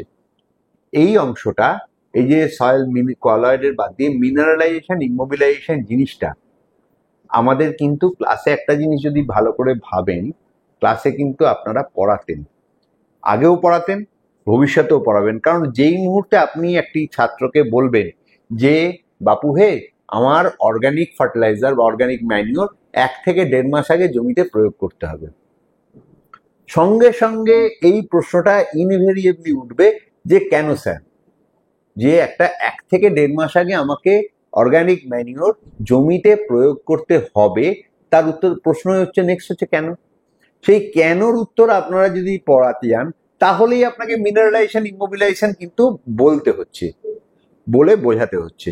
তো এইখানে আমাদের এই পার্টগুলো রাখা হয়েছে এমন ভাবেই, এটা কিন্তু ডিটেলসে লেখালেখির কোনো জায়গা নেই, কারণ এমসিকিউ কোশ্চেন। তো এমসিকিউ প্যাটার্নে এখানে আশা করি এখান থেকে সেরকম প্রশ্ন হবেও না, কিন্তু কনসেপ্টটা যাতে থাকে সেই কারণে মিনারেলাইজেশন, ইমোবিলাইজেশন জিনিসটা ঢোকানো হয়েছে। Soil erosion and it's control, এটা আগেও ছিল, এখানেও মোটামুটি তাই আছে। তো মেজর যে লার্নিং আউটকাম হচ্ছে এই অংশে, সেটা হচ্ছে যে বেসিক কনসেপ্ট সয়েল, কেমিক্যাল এবং বায়োলজিক্যাল প্রপার্টিজের যে আমাদের মূল ধারণাটা, এই মূল ধারণাটা যেন গড়ে তোলা হয়। ওয়েটেজ হিসেবে বলি যে এখানে 10 নম্বরের মতন প্রশ্ন এখানে থাকবে, 10টাই এমসিকিউ আসবে।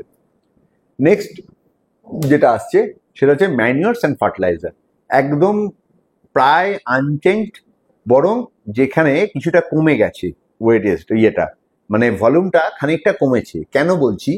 কারণ হচ্ছে দেখুন, এখানে ম্যানিউরস এবং ফার্টিলাইজারের ক্রপ প্রোডাকশনের ভূমিকা কি সেইটা জানা, কয়েকটা ম্যানিউরস দিয়ে দেওয়া হয়েছে, একদম সেটা মেনশন করে দেওয়া হয়েছে ক্লিয়ারলি।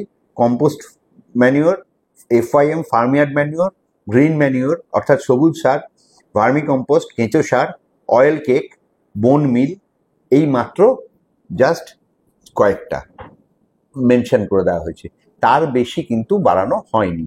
আরো অনেক অনেক সার ছিল, সেগুলো কেটে দেওয়া হয়েছে এবং স্পেসিফিক করে দেওয়া হয়েছে। এবং যে ফার্টিলাইজারের মধ্যেও কয়েকটা একদম একদম স্পেসিফিক করে দিয়েছি, ammonium sulphate, urea, CAN, SSP, potassium sulphate, potassium chloride. এবং মিক্সড ফার্টিলাইজারের মধ্যে ম্যাক্সিমাম ঢুকবে ডিএপি ঢুকবে।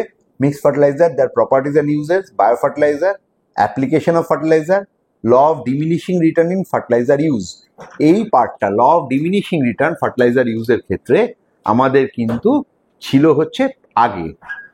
এখন আমাদের যেটা করতে হয়েছে, এই ফার্টিলাইজার পড়তে গেলেই কিন্তু ল অফ ডিমিনিশিং রিটার্নটা লাগে। আপনারা যেটা ভেবে দেখুন যে এই অংশটা ল অফ ডিমিনিশিং রিটার্ন যে পার্টটা, এই ল অফ ডিমিনিশিং রিটার্ন পার্টটা কিন্তু সারের মধ্যেই, সার প্রয়োগের গুণাগম সূত্র। একটা ফিল্ডে আমি ক্রমাগত যদি সার প্রয়োগ করতে থাকি, তাহলে একটা টাইম আসবে যখন আমার ফলন কমে যাবে। ল অফ ডিমিনিশিং রিটার্ন এইটুকুই বলছে ফিন ফার্টিলাইজার ইউজের ক্ষেত্রে। যে কারণে সার চ্যাপ্টারটার মধ্যে আমরা যদি এই অংশটা যদি পড়ে নেয় বাচ্চারা, তাহলে কি হবে, ক্লাসে পড়াতেও সুবিধা, বোঝাতেও সুবিধা। দ্যাটস ওয়াই ওটা লাস্ট চ্যাপ্টারটাকে কেটে এইখানে ঢোকানো হয়েছে। আর INM তো আগেও ছিল, এখনো INM অংশটা রয়ে গেছে। এইটুকু মোটামুটি 60 চ্যাপ্টার আছে এটা। আর হচ্ছে different important inorganic fertiliser, then properties and uses. মোটামুটি কিছু বলবে এই অংশে? না, এটা একই আছে। নেক্সট যেটা আসছে, এই অংশটা কিন্তু আমাদের একটা নতুন part, objectives and learning outcome of live stock management. Live stock management সম্বন্ধে কিন্তু আমাদের ডিটেলসে জানতে হলো। কেন জানতে হলো লাইভ স্টক ম্যানেজমেন্ট? তার কারণ হচ্ছে যে এই পার্টটাও কিন্তু অল ইন্ডিয়া বেসে এগ্রিকালচারের সিলেবাসে ছিল, এবং এগ্রিকালচার সিলেবাসে থাকার ফলে আমরাও লাইভ স্টক ম্যানেজমেন্টটা ইনক্লুশন করতে বাধ্য হয়েছি, just to make the syllabus parity with all India base syllabus. এখানে কি কি আছে আমরা আগে সিলেবাসটা দেখি, আলোচনা করি, তারপর তার অবজেক্টিভ এবং লার্নিং আউটকামে কি কি আছে। Importance of live stock in agriculture and industry, white revolution in India, এইটুকু তো একদম গুরুত্ব। আর আমাদের ভারতবর্ষে যে শ্বেত বিপ্লব হয়েছিল। নেক্সট হচ্ছে ইম্পর্টেন্ট ব্রিডস অফ কাউজ, বাফেলোজ, গরু, মোষ, গোটস অ্যান্ড পোল্ট্রি বার্ডসের কয়েকটি গুরুত্বপূর্ণ জাত। সায়েন্স অফ সিক অ্যানিমালস, অর্থাৎ কয়েকটা গুরুত্বপূর্ণ রোগ, তাদের মধ্যেও রোগগুলো মেনশন করে দেওয়া হয়েছে, rinderpest, black quarter, FMD, mastitis, haemorrhagic septicaemia, fowl pox, Ranikhet, bird flu.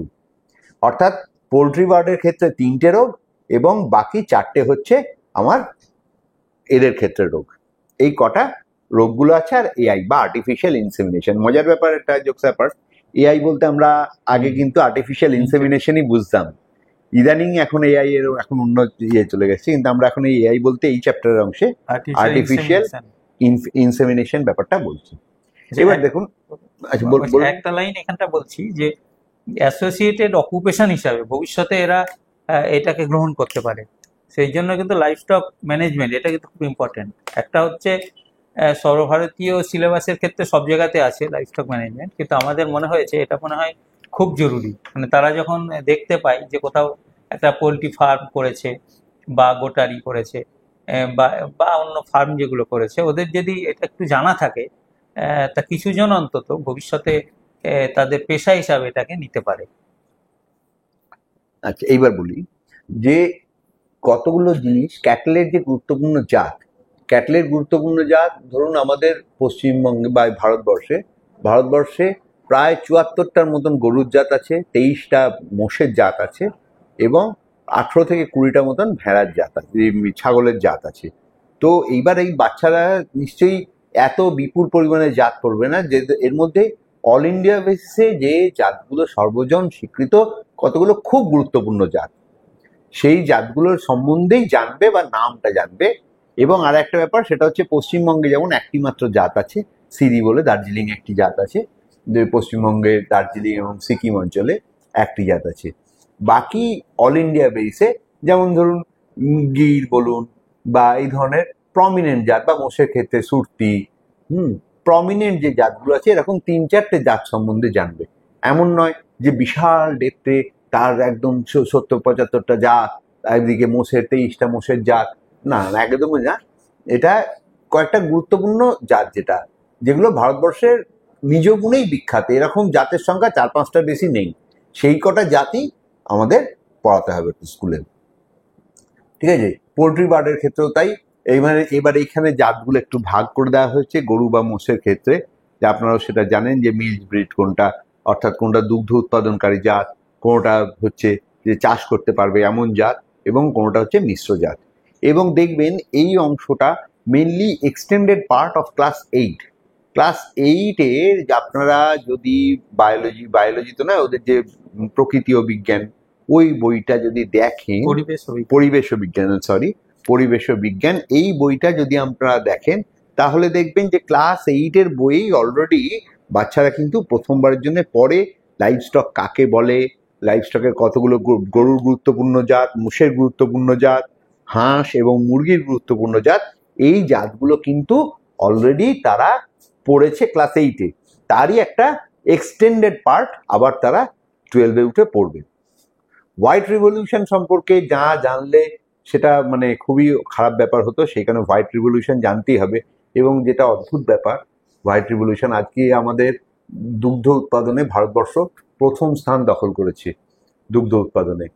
তো এবং শুধু আজকে না, সেই 2012 সাল থেকে আমরা দুগ্ধ উৎপাদনে ফার্স্ট। তার যে হিস্ট্রি, সেই হিস্ট্রিটা ছেলেরা আউটলাইন হিসেবে জানবে, এবং সেই সঙ্গে অবশ্যই ডক্টর ভার্গিস কুরিয়ানের অবদান, এনডিডিবির অবদান, এগুলো আউটলাইন হিসেবে জানবে। নেক্সট হচ্ছে যে রোগগুলো সম্বন্ধে সাপোজ ধরুন আমার একটা কথা বলি, একটা এক্সাম্পল দিয়ে বলছি, রোগ বলতে সুবিধা হয়। যেমন রিন্ডারপেস্ট রোগটা কি? একটা ভাইরাসঘটিত রোগ। রোগের সিমটমস কি? রোগের সিমটমস ধরুন জাস্ট বুলেট ফর্মে 1, 2, 3, 4 করে, যে প্রথম পর্যায়ে প্রচন্ড জ্বর আসবে, 104 থেকে 7 ডিগ্রি সেলসিয়াস পর্যন্ত জ্বর থাকবে গবাদি পশুর। তারপরে জ্বর শেষ হয়ে গেলে প্রথমে কোষ্ঠবদ্ধ পায়খানা, তারপরে পাতলা পায়খানা, মুখে ঘা, এবং অবশেষে 10 থেকে 12 দিনের মাথায় হতভাগ্য প্রাণীটি মৃত্যু ঘটবে। ব্যাস এইটুকু। দমন ব্যবস্থা, রিন্ডারপেস্টের টিকাকরণ হয়ে গেল। তার বেশি ডিটেলসে আমার ভাইরালের কিভাবে ভাইরাস ইনফেকশন ছড়াচ্ছে, বা ভাইরাসের সাইকেলটা কি, জ্বরের সাইকেল কি, না একদমই নয়, সেই রকম নয়। শুধু আমার বুলেট ফর্মে কতগুলো জাস্ট ইনফরমেশন বাচ্চাদের আমরা শিখিয়ে দেওয়া হবে বুলেট ফর্মে, নট দ্যাট দ্য ডেপথে নয়। এখানেও তাই, মানে প্রত্যেকটা রোগের ক্ষেত্রেই জাস্ট রোগটার নাম কি, রোগটার কি কারণ, কেন রোগটা হয়েছে, এবং রোগটা কি কি কারণে, তার মেজর সিমটমস কি, এই সিমটমস ধরলাম, এবং রোগটার প্রতিকার। এইভাবে আমরা রোগগুলোকে বাচ্চাদের পড়াতে পারি। তো এই গেল গিয়ে ক্লাস 12-এর ফার্স্ট সেমিস্টার বা আমাদের থার্ড সেমিস্টারের সিলেবাসের পার্টটা। রাইট, থার্ড সেমিস্টারের সিলেবাসের পার্টটা যদি আমরা ফিরে দেখি, তাহলে দেখবেন যে আশা করি মানে কন্ট্যাক্ট আওয়ার্স যেটা আছে সেটা যদি ঠিক মতন মেনটেন করা হয়, তাহলে আমরা পুরোপুরিভাবেই সিলেবাসটা শেষ করতে পারবো। ওয়েটেজ হিসেবে বলি যে ফার্স্ট চ্যাপ্টার অর্থাৎ গ্রোথ অ্যান্ড ডেভেলপমেন্টে 6 নাম্বার, সয়েলের পার্টটায় আছে 10, ম্যানুয়ার্স ফার্টিলাইজারে 10, এবং লাইভ স্টকে আছে 9 নাম্বার। নেক্সট স্লাইডে চলে আসছি। এইবার নেক্সট হচ্ছে ক্রপ প্রোডাকশন ক্লাস 12 এর যে ক্রপ প্রোডাকশন পার্টটা আছে, এইবারে কিন্তু ক্লাস 12 এর ফোর্থ সেমিস্টার যেটা ফাইনাল সেমিস্টার, সেই সেমিস্টারে কিন্তু লং কোশ্চেনই মেনলি আলোচনা হবে। এর মধ্যে যেটা আছে ক্রপ প্রোডাকশনে, এখানেও একদম গভীরভাবে বেঁধে দেওয়া হয়েছে যে package and practice, land preparation, time of sowing, suitable variety, cultivation procedure, manual fertiliser, application of irrigation, drainage, interculture operation and weed, এই কয়েকটা বেঁধে দেওয়া হয়েছে। এবং এর মধ্যে এক্সট্রা যেটা আছে সেটা হচ্ছে ট্যাবুলার ফর্মে, যেটা cabbage, cauliflower, bottle gourd, bitter gourd, tabular ফর্মে। বাকিটা কিন্তু আমাদের যেটা ছিল সেটাই রয়ে গেছে, উল্টে খানিকটা শর্ট হয়েছে। যেমন ধরুন সিলেবাসে যেটা ছিল ইন ডিটেলসের লেয়ারিং পার্টটা, এয়ার লেয়ারিং বলুন, গুটি মেকিং বলুন, এই বিশাল যে আমের আগে যে বড় একটা অংশ, সেই বড় অংশটা বাদ দিয়ে দেওয়া হয়েছে।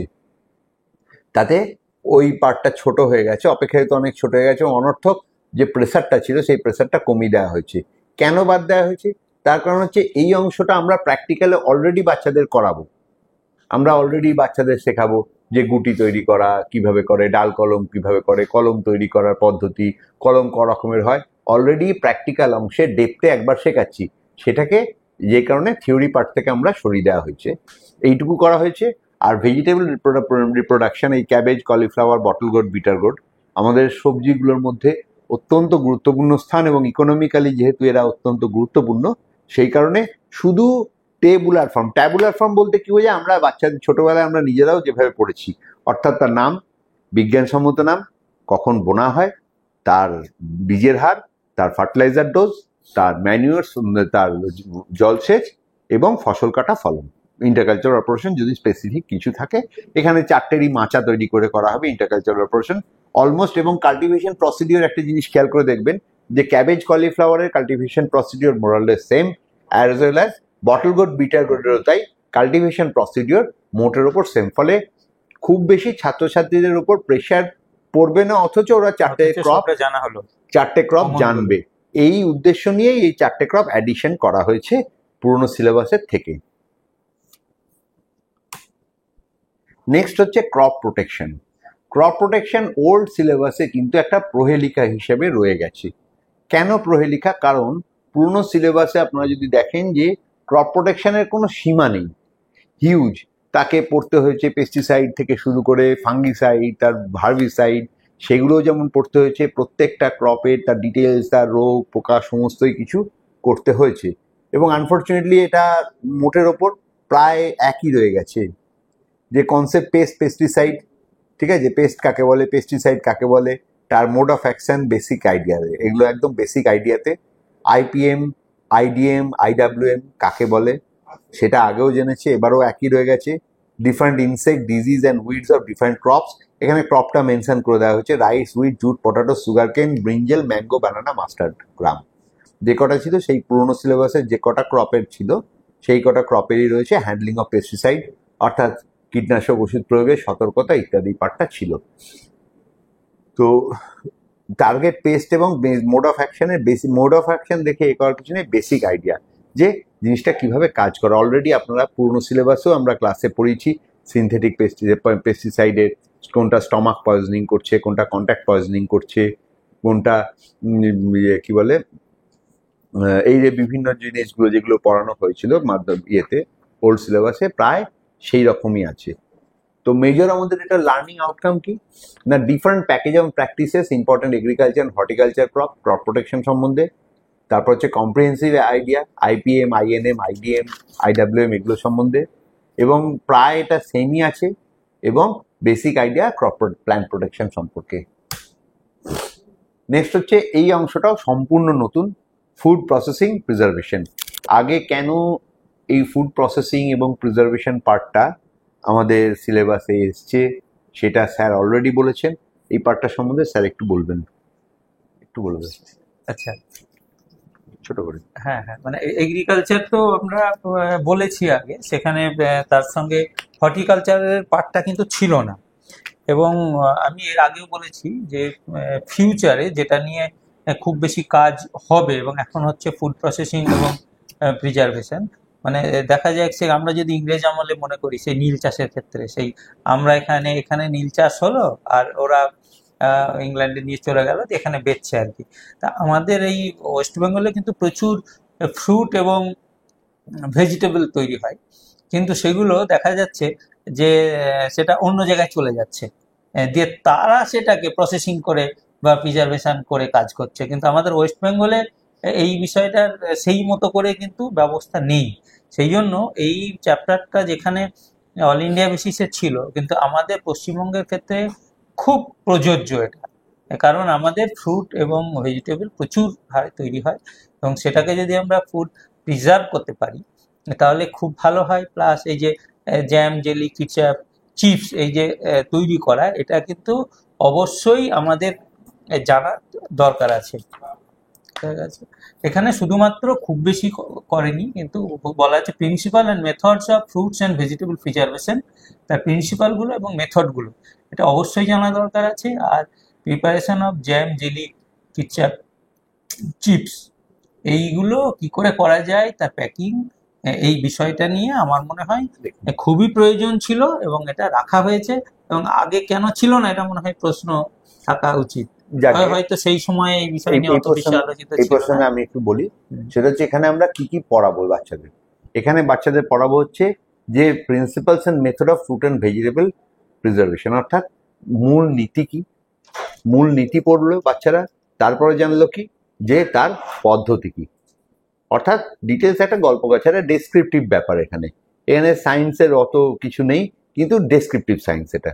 ফ্রুট প্রিজার্ভেশন কিভাবে করতে হবে, এবং জ্যাম, তার মধ্যে জ্যাম, জেলি, কেচাপ এবং পোটাটো চিপস যেটা কিভাবে তৈরি করবে, এবং তার প্যাকেজিং কিভাবে করবে। খুব বেশি ডিটেলসে নেই, কিন্তু প্রত্যেকটাই অল্প অল্প করে ডিটেলসে পড়বে। এবং এখানে ওয়েটেজ হচ্ছে মাত্র 7 নাম্বারের, ঠিক আছে? লং কোশ্চেন 7 নাম্বারের মতন আসবে। লাস্ট পার্ট যেটা ক্লাস 12-এর ড্রাইল্যান্ড এগ্রিকালচার, এটা বলেছে। এবং এটা নিয়ে তো অলরেডি আমরা ডিটেলসে আলোচনা করেছি। এইবারে যে পার্টটা আসছে সেটা হচ্ছে এই সিলেবাসের মধ্যে আমাদের চ্যালেঞ্জেস কি। মেইনলি এটা আমার মনে হয়েছে আপনাদের সঙ্গে আমরা ডিটেলসে আবার আলোচনা করব, যে ক্লাস 11-এর একটা ফার্স্ট সেমিস্টারটা শর্ট পিরিয়ড, এইটা একটা খুব কঠিন একটা চ্যালেঞ্জের বিষয়। শর্ট পিরিয়ড এক নাম্বার 1। নেক্সট হচ্ছে সেটা হচ্ছে আর্টস ব্যাকগ্রাউন্ডের ছাত্রছাত্রীদের জন্য আমরা কিভাবে কত সুন্দরভাবে তাদেরকে বিষয়টা উপস্থাপিত করব, এটা আর একটা চ্যালেঞ্জ। কারণ বেশ কিছু সায়েন্সের পার্ট ঢুকে গেছে, বিশেষ করে ক্লাস 11-এর ফার্স্ট সেমিস্টারে জেনেটিক্স ব্রিডিং পার্টটা, that's really maybe headache for the arts background. যদিও আমি ব্যক্তিগতভাবে ক্লাসে পড়ালাম, এবং আমার স্কুলেও আর্টস ব্যাকগ্রাউন্ডের ছাত্রছাত্রীরাই মেজরিটি, তারা কিন্তু খুব কষ্ট তাদের হয়নি। এটা আপনাদের সঙ্গে আমরা যখন সেশন শেষ হবে তখন শেয়ার করব, আপনাদের মতামত আমরা চাইছি তখন। এবং last but not the least, আরেকটা যেটা মেজর চ্যালেঞ্জ সেটা হচ্ছে সিকিউর হায়ার মার্কস। কিভাবে নাম্বারটা আমরা বাড়িয়ে তুলতে হবে, যেটাই আমাদের মূল উদ্দেশ্য। নাম্বার যদি ছেলেরা না পায় তাহলে তারা কিন্তু উৎসাহ হারাবে সাবজেক্টের ওপর। আচ্ছা, এইখানে শর্ট পিরিয়ড অফ টাইম আমি একটা কথা বলছি, এই যে এই মুহূর্তে এখন হচ্ছে স্কুলে চলছে টেস্ট পরীক্ষা, 10 এবং সেই সঙ্গে 12 এর আছে, সেই জন্য এই সময় কিন্তু ক্লাসগুলো অফ আছে 11 এর। না চলছে কিছু কিছু স্কুলে চলছে, হয়তো কিছু না স্কুলে চলছে, বেশিরভাগ কাউন্সিলের মতেই চলছে। কিন্তু ওই বিষয়টা হয় কি, পরবর্তী বছরে তখন তো আর 12 এর টেস্টটা থাকছে না, তখন এই সময়ে কিন্তু ক্লাসগুলো হবেই, মানে 11-12 ক্লাসগুলো এখানে আচ্ছা, এর চলবে, প্রবাবল শুধুমাত্র 10টা থাকবে, সলিউশনটা হচ্ছে পাওয়া যাবে সময়। যে বায়োলজির যে পার্টটা, that is genetics, plant breeding, apiculture, pisciculture, lac culture etcetera, এই আর্টস ব্যাকগ্রাউন্ড স্টুডেন্টদের ওদেরকে আমরা বেসিক কনসেপ্টটা দিয়ে ছেড়ে দেবো। যাদের চাহিদা বেশি, সায়েন্স ব্যাকগ্রাউন্ড ছেলেদের যারা হয়তো ভবিষ্যতে এগ্রিকালচার পড়বে, তাদেরকে আপনারা ডেপথে শেখালেন বা আরো ডিটেলসে বললেন সেটা। কিন্তু যারা আর্টস ব্যাকগ্রাউন্ডের স্টুডেন্ট তাদেরকে আমরা হয়তো জাস্ট ওপর দিয়ে শিখিয়ে দেওয়া যায়, নাম্বার 1। সেকেন্ড হচ্ছে যে ফার্স্ট সেমিস্টারে আমি ব্যক্তিগতভাবে সিলেবাস শেষ করেছি, এবং আমার সেই সঙ্গে আরো বেশ কয়েকজন যারা আমাদের এগ্রিকালচারে আমাদের যারা বন্ধু বান্ধব আছেন, মাস্টারমশাই পরিচিত আছে, তেনাদের সঙ্গেও পার্সোনালি আমি যোগাযোগ করেছিলাম। তেনারাও এই কাজটা করেছেন বলেই আমি সলিউশনে লিখেছি। সেটা হচ্ছে ইনিশিয়ালি যে প্র্যাকটিক্যাল পার্টটা কমিয়ে দিয়ে প্র্যাকটিক্যাল ক্লাসেও বেশ কিছুটা করে থিওরি পার্ট পড়িয়ে দেওয়া। অর্থাৎ সোজা কথা, যেটা নাম্বার অফ ক্লাস যদি আমরা একটু বেশি করে নিই বাড়িয়ে দিই, তাহলে ওই যে কটা মাস প্রথম 1-2 মাস যে নষ্টটা হয় সেই সময় নষ্টটা হয় না। ঠিক আছে, এইবার চলে আসছি কোশ্চেন প্যাটার্নে। মোস্ট ইম্পর্টেন্ট থিং, ফার্স্ট সেমিস্টারের কোশ্চেন প্যাটার্ন যদি আমরা দেখি, তাহলে সেমিস্টার 1-এ ইন্ট্রোডাকশন টু এগ্রিকালচার আগেই বলেছি 9 মার্কসের, weather climate cropping season 10 mark, soil and soil physical properties 10 marks, genetics and plant breeding agriculture introduction part 6 mark, মোট 35 নম্বরের কোশ্চেন আছে। এবং থার্ড সেমিস্টারে হচ্ছে growth of the crop 6 month, soil chemical biological properties 10, manures fertiliser 10, livestock 9, এগুলো আপনারা জানেন। এইবার চলে আসছি কোশ্চেন। ফার্স্ট সেমিস্টার এবং থার্ড সেমিস্টারে কিন্তু প্রশ্ন আসবে এমসিকিউ এ। এবারে এমসিকিউ এর মধ্যে কি ধরনের এমসিকিউ? একটা হচ্ছে normal MCQ, easy normal MCQ বলতে হয়তো easy and mostly knowledge and understanding based question. অর্থাৎ বাংলায় আমরা যদি বলি যে সোজা কথায় নর্মাল এমসিকিউ বলতে জ্ঞানমূলক প্রশ্ন এবং কিছু পরিমাণ বোধমূলক প্রশ্ন। নেক্সট হচ্ছে ম্যাচিং, যেটা মনলি নলেজ বেসড কোশ্চেন কিন্তু লিটল হার্ডার, কারণ একই সঙ্গে চারটে করে অপশন দেওয়া হচ্ছে ম্যাচিংয়ে। Assertion reasoning toughest of the lot, অর্থাৎ একটি তথ্য দেওয়া হবে এবং একটি তথ্য যুক্তি এবং তার মধ্যে ইন্টার রিলেশনশিপ বের করে ফেলা, যথেষ্ট কঠিন question. True false identification mainly knowledge based question. Sequence test, এটা হচ্ছে স্কিল নলেজ বেসড এবং স্কিল বেসও, and odd one out identification based question. এইবার কাউন্সিল যেটা বলছে যে হার্ডনেসটা কিরকম, দেখুন ব্যাপারটা হচ্ছে যে কোশ্চেন শুড বি অ্যাটলিস্ট 50% যেন খুব সহজেই তুলে দেয়। There will be basic and simple question, এরকম 18 নাম্বার থাকবে একদম ইজি কোশ্চেন, 10 নাম্বার থাকবে হচ্ছে little bit complex, true false, column matching, ঠিক আছে, moderate knowledge based and understanding based question, and difficult question থাকবে 7 নাম্বারের। ঠিক আছে, এই 7 নাম্বারের মধ্যে অ্যাসারশন রিজনিং থাকবে, কেস বেসড কোশ্চেন থাকবে, অ্যাপ্লিকেশন বেসড কোশ্চেন, এইগুলো থাকবে। যেমন ধরুন সিম্পল একটা কোশ্চেন বলি, অ্যাপ্লিকেশন বেসড কোশ্চেন, যে সাপোজ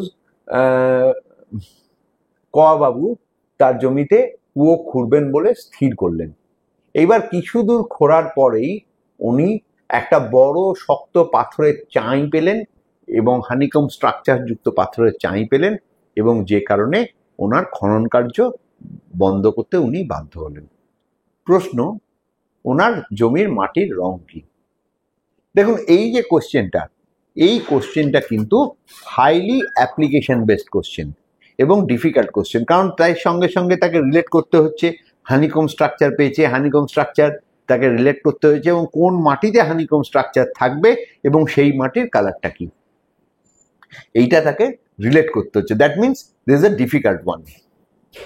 এখানে আর একটা কনফিউশন হয় যে তাহলে ফ্ল্যাট যেটা ABCD যে নর্মাল কোশ্চেন এবং 4টে কোশ্চেন যদি থাকে, 4টে অপশনের যে কোশ্চেন, তাহলে কি সেটা সহজ কোশ্চেন? আমার কথাটা আরেকবার বলছি, ভাবুন ধরুন একটা সিম্পল আপনি একটা কোশ্চেন করলেন যার 4টে অপশন, কোনো না আছে আপনার এর মধ্যে অ্যাসারশন রিজনিং, না ট্রু ফলস, না কলাম ম্যাচিং, না কিচ্ছু, সাধারণ আপনি একটি কোশ্চেন করলেন।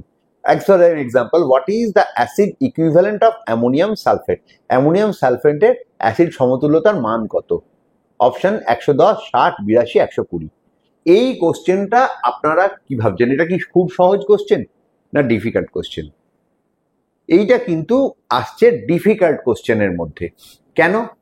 তার কারণ হচ্ছে অ্যামোনিয়াম সালফেট যখন সে একটা ছাত্র পড়ছে, একটা ক্লাস 11-12, আমরা জাজ করবো সবসময় বাচ্চাকে কিন্তু 11-12 দৃষ্টিভঙ্গি দিয়ে, not higher secondary BSc AG। একটা BSc AG ছেলে সে মুখস্থ করছে, রেডি ধরে পড়ে মুখস্থ করে নিয়েছে, কিন্তু একটা হায়ার সেকেন্ডারি লেভেলের বাচ্চার পক্ষে অ্যামোনিয়াম সালফেটের অ্যাসিড সমতুল্যতা কিন্তু ডিফিকাল্ট কোশ্চেন। তার পক্ষে ইজি কোশ্চেন কি, অ্যামোনিয়াম সালফেটের নাইট্রোজেনের পরিমাণ কত? 20%, 25%, 50%, 46%, 82%. This is easy question for him or her, but the acid equivalent of ammonium sulfate is quite difficult question for an average student. আবার যেমন ধরুন সেকেন্ড কোয়েশ্চেন দিচ্ছি, what happens when organic matter of higher CH2N ratio added to the soil? একটা higher carbon অর্থাৎ higher CH2N ratio বলতে ছাত্রকে কিন্তু ভাবতে হচ্ছে, তার মানে এটা কিন্তু স্ট্র হতে পারে, they may be straw or may be cow dung, or cow dung or etcetera whatever, সেটা তাকে ভাবতে হয়েছে এবং সেটা ভাবতে হচ্ছে তার মানে তাকে অনেক দূর গভীরভাবে চিন্তা করে তবে সে উত্তর দিচ্ছে মিনারেলাইজেশন কি ইমোবিলাইজেশন কি দুটোই হবে, সেটাই হচ্ছে। এগুলো টিপিক্যাল কনসেপচুয়াল কোশ্চেন। কোশ্চেন যখন করবেন আপনারা তখন কিন্তু মাথায় রাখবেন যে আপনি কনসেপচুয়াল কোশ্চেন করছেন না ইজি কোশ্চেন করতে চাইছেন না ডিফিকাল্ট কোশ্চেন বা হার্ড কোশ্চেন করতে চাইছেন বা মডারেটলি ডিফিকাল্ট কোশ্চেন, সেইটা ডিপেন্ড করবে কার উপর? ইন্টেন্সিটি, হার্ডনেসের ইন্টেন্সিটি ডিপেন্ড করে কনসেপ্টের উপর। যত আপনি কনসেপ্টের ভেতরে ঢুকবেন question definitely should be very very hard and stiff. আবার ধরুন ইজি সিম্পল কোশ্চেন, যে rinderpest disease cause by virus, bacteria, protozoa, fungus. একদম সিম্পল কোশ্চেন, বাচ্চারা যে কেউ উত্তর দেবে। What is the scientific name of goat? 4টে বিজ্ঞানসম্মত নাম দিলেন, ছাগলের বিজ্ঞানসম্মত নাম কোনটি? নাইট্রেট পার্সেন্টেজের ইউরিয়া। ঠিক আছে, সিম্পল নলেজ বেস কোশ্চেন, এইগুলোই হচ্ছে সহজ কোশ্চেন, যে কোশ্চেনগুলো একটা বাচ্চারা পারবে। এখন কোশ্চেন হচ্ছে যে ইজি কোশ্চেন কি, মডারেট কোশ্চেন, ডিফিকাল্ট কোশ্চেন। ধরুন আপনি একটা খুব ভালো স্কুলে পড়ান, যে স্কুলে 60% স্টুডেন্ট হচ্ছে সায়েন্স ব্যাকগ্রাউন্ড, সে আপনি ক্লাসে গিয়ে আপনি একটা কোশ্চেন করছেন অ্যামোনিয়াম সালফেটের অ্যাসিড ইকুইভ্যালেন্ট, আর সবাই হাত তুলে দিল, তারা বললো 110। কিন্তু কথাটা সেটা না, কথাটা হচ্ছে যে একটা অ্যাভারেজ ছাত্র, গড় পড়তার ছাত্র, সে কি ভাবছে।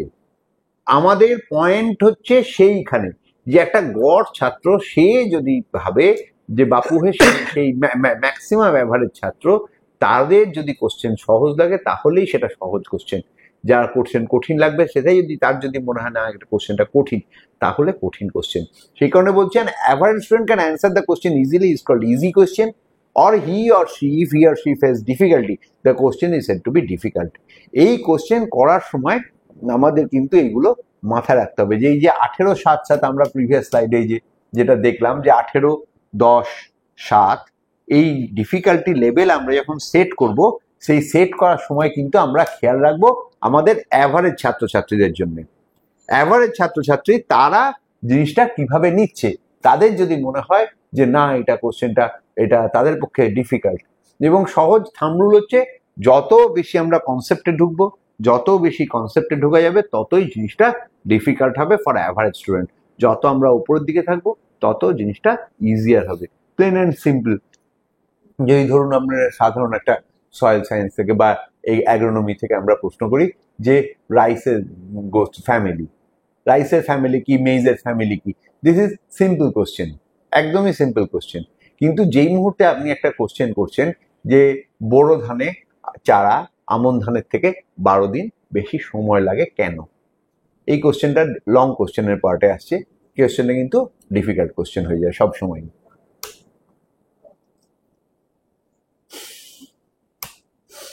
এইবার চলে আসছি লং কোশ্চেনের পার্টটায়, আমাদের সময় আস্তে আস্তে কমে আসছে, তো লং কোশ্চেনের পার্টটায় আসছি। Different marks and types of question, বিভিন্ন মার্কস আছে, 2, 3 এবং 4 নাম্বারের যে মার্কসের কোশ্চেন আছে।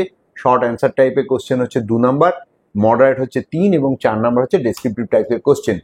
এর মধ্যে ক্লাস 11-এ আছে কাল্টিভেশন প্র্যাকটিসে হচ্ছে 6 নাম্বারের আছে ডেসক্রিপটিভ টাইপের কোশ্চেন 6, ক্রপ প্রোডাকশনে হচ্ছে 11, ইরিগেশন ড্রেনেজের 9 এবং ফার্মিং সিস্টেমে 9 আছে। তার মধ্যে দেখুন একটু খেয়াল করুন, সেটা হচ্ছে 2 নাম্বারের আছে একটা কোশ্চেন, 4 নাম্বারের একটা কাল্টিভেশন প্র্যাকটিসের ক্ষেত্রে। অর্থাৎ 4 নাম্বারের একটা অবশ্যই বুঝতেই পারছেন, এখানে 4 নাম্বারের কোনো একটা ক্রপের কাল্টিভেশন প্রসিডিওর লিখতে দেবে, কাল্টিভেশন প্র্যাকটিস 4 × 4, এটা কিন্তু 4 নাম্বারে দিতে হবে তার কিন্তু কোনো মানে নেই। এখানে হতেই পারে আপনি 2+2 করলেন, ধরুন আপনি কোশ্চেন দিলেন যে ব্রিডার সিডের সংজ্ঞা লেখো এবং 2 মার্কস, সেই সঙ্গে এটা হতেই পারে সঙ্গে আপনি দিলেন হচ্ছে যে একটা ভালো বীজের কি কি গুণাবলী থাকা দরকার, 2+2 4। হার্ড অ্যান্ড ফাস্ট এরকম কোনো রুলস নেই যে আপনি 4 নাম্বারেরই একটা গোটা কোশ্চেন লিখতে হবে বাচ্চাকে।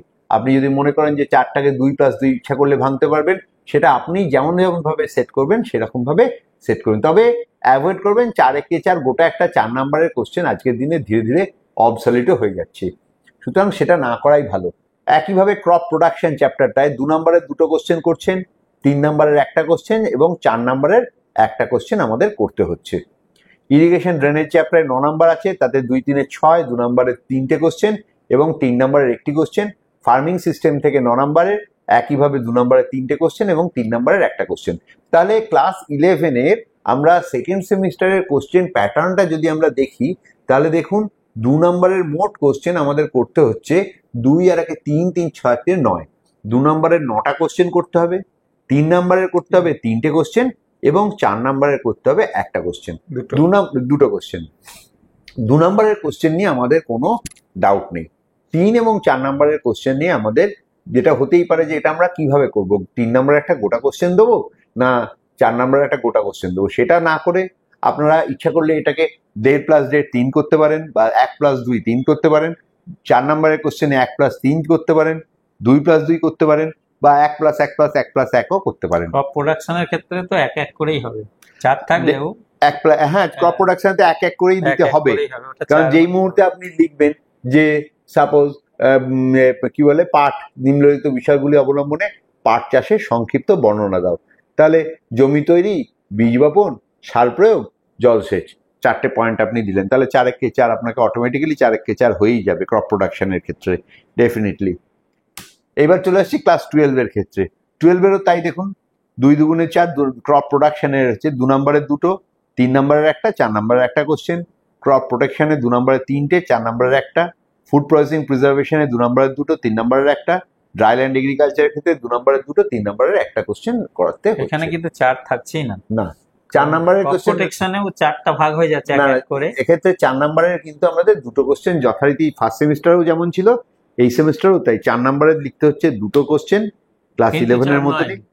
4 না, নম্বরে 4 থাকে, হ্যাঁ হ্যাঁ অফিসিয়ালি 4, এটা কিন্তু ভেঙে। ক্রপ প্রোডাকশনে 4 × 4। আপনি যেই মুহূর্তে একটা গোটা ক্রপ লিখতে দেবেন, ক্রপের যেটা তাতে 4টে পয়েন্টই ম্যাক্সিমাম দেবেন প্রসিডিওর ফলো করে, তাহলে 4 নম্বর দেখবেন মডেল কোশ্চেনও আছে এটা, 4 নম্বরের মানে 4টে পয়েন্ট লিখতে দিলেন, 4টে পয়েন্টে 4 × 4 হয়ে যাবে। ক্রপ প্রোটেকশনও আমরা রোগ পোকার আক্রমণের কি বলে আক্রমণের পরিবেশ এবং দমন ব্যবস্থা যখন আপনি লিখতে দেবেন, সেটাও 4 × 4 হয়ে যাবে প্রোটেকশনে, ঠিক আছে। ফুড প্রসেসিং প্রিজার্ভেশনের ক্ষেত্রে কাকে বলে 2টো সংজ্ঞা দিলেন, এবং সেই সঙ্গে একটা যে কোনো প্রসেসে আপনি হয়তো লিখতে দিলেন। নেক্সট হচ্ছে গ্রুপ, এটা ডিভিশন ডেসক্রিপশন কোশ্চেন, সেকেন্ড এবং ফোর্থ সেমিস্টারের ডিভিশনটা দেখুন কিরকম হচ্ছে, যে A group, group B, group C, 3টে গ্রুপে আমাদের ডিভিশনে ভাগ করতে হচ্ছে। গ্রুপ এতে কিতে আছে, গ্রুপ এতে হচ্ছে 18 মার্কসের, গ্রুপ বিতে থাকছে 9 নাম্বার, এবং গ্রুপ সিতে থাকছে 8 নাম্বার। গ্রুপ এতে কি থাকছে, গ্রুপ এতে থাকছে 2 নাম্বারের 9টা কোশ্চেন থাকছে, 9 × 2 = 18। এতে কিন্তু মিনিমাম 6টা থেকে 7টা অল্টারনেটিভ কোশ্চেন কিন্তু দিতেই হবে বাচ্চাদের। মানে ধরুন আপনি কোনো কোশ্চেন করলেন, সেই কোশ্চেনের কিন্তু অর থাকছে 7টা কোশ্চেন পর্যন্ত, 7টা কোশ্চেন অন্তত অর দিলে, 2টো কোশ্চেন অর দিলেন না, কিন্তু বাকি সমস্ত কোশ্চেনের আপনি অর দিতে হবে। তাহলে কি হবে, কোশ্চেনের যত অর থাকবে বাচ্চাদের কিন্তু স্কোরিং অপরচুনিটি তত বাড়বে। 3 নম্বরের কোশ্চেনের প্রত্যেকটার ক্ষেত্রেই অর থাকবে, এবং 4 নম্বরের কোশ্চেনের প্রত্যেকটার ক্ষেত্রেই অর থাকছে। থিওরি পার্টটার আলোচনা মোটামুটি ভাবে শেষ হলো। প্র্যাকটিক্যালের নাম্বার ডিভিশন সম্বন্ধে স্যার একটু বলে নিচ্ছেন, স্যারের কাছ থেকে আমরা শুনে নিই। আমি আগে বলেছিলাম যে প্র্যাকটিক্যালে হচ্ছে 30 মার্কস, ছোট বলবেন। প্র্যাকটিক্যালে 30 মার্কস আছে। আর এই 30 মার্কসের ক্ষেত্রে যেমন থিওরির ক্ষেত্রে 2টো পার্ট আছে, এখানে কোনো পার্ট না যে ফার্স্ট সেমিস্টারের বেলায় করে নেবো পরীক্ষা, তা কিন্তু নয়। এটা কিন্তু সারা বছর ধরে ওই একবার পরীক্ষা হবে লাস্টে। সেক্ষেত্রে 30 নম্বরের মধ্যে যে ভাগটা আছে, প্র্যাকটিক্যালের জন্য আছে 20 মার্কস, আর বাকি 10 মার্কসের মধ্যে আছে সেটা হচ্ছে যেটা প্রজেক্ট একটা করতে দেওয়া হয় তার জন্য থাকবে 4 মার্কস, আর প্র্যাকটিক্যাল নোটবুক করতে হবে তার জন্য 4 মার্কস, আর ভাইভা বসি 2 মার্কস। এই টোটাল মার্কস হচ্ছে 30। আর এটা হচ্ছে এই প্র্যাকটিক্যালটা কিন্তু সারা বছর ধরে চলবে, বছরের শেষে হবে। এবং ফার্স্ট সেমিস্টারের ক্ষেত্রে ফার্স্ট ইয়ারের ক্ষেত্রে এটা স্কুল যে টিচার যিনি আছেন তিনিই করবেন। আর সেকেন্ড ইয়ারের ক্ষেত্রে বা 12 এর ক্ষেত্রে তখন কিন্তু কাউন্সিল যে কোশ্চেন দেবে তার মতো পরীক্ষা স্যাররাই নেবেন, পরীক্ষা স্যাররাই নেবেন। প্র্যাকটিক্যালের যেটা অবজেক্টিভ সেটা আমরা এগিয়ে যাচ্ছি। নেক্সট হচ্ছে inclusion of new topics class 12 practical course. 11-এর প্র্যাকটিক্যাল কোর্সে যা ছিল তাই আছে, শুধু 2টো জিনিস একটাই ঢুকেছে, সেটা হচ্ছে ব্যারোমিটারটা ঢুকেছে, আর study of soil profile. Soil প্রোফাইলটা সম্বন্ধে যদি সম্ভব হয় তাহলে বাচ্চারা যদি একটা প্রোফাইল স্টাডি করতে পারে তাহলে সবচেয়ে এদের সুবিধা হয়। প্র্যাকটিক্যালে যেহেতু থিওরিতে ওরা অলরেডি সয়েল প্রোফাইল পড়ছে, প্র্যাকটিক্যালে যদি একটু দেখে তাহলে সুবিধা হয়। 12-এর প্র্যাকটিক্যালের কোর্সে কয়েকটা জিনিস ঢোকানো হয়েছে, যেমন 1 নম্বর হচ্ছে কালেকশন অফ সয়েল স্যাম্পল, অর্থাৎ এগ্রিকালচার পড়তে গেলে সয়েল একটা গুরুত্বপূর্ণ পার্ট। সয়েল কিভাবে সয়েল স্যাম্পলটা কালেক্ট করতে হয় সেইটাই একটা প্র্যাকটিক্যাল। আর সেকেন্ড হচ্ছে ডিটারমিনেশন অফ সয়েল পিএইচ। এখানে পিএইচ মিটার যেটা, সেইটা যদি আপনারা ডিটেলস নাও কেনেন, যেমন অনেকেরই আমাদের স্কুলে যেটা করেছি আমরা, এটা হচ্ছে হ্যান্ড পিএইচ মিটার। ঠিক আছে, একদম ছোট একটা মেশিন, বেশি দামও নয়। হ্যান্ড পিএইচ মিটারের সাহায্যে সহজেই আমরা সয়েল পিএইচ মাপতে পারি। আর যেটা ঢুকেছে সেটা হচ্ছে mathematical calculation for formulation of spraying chemicals.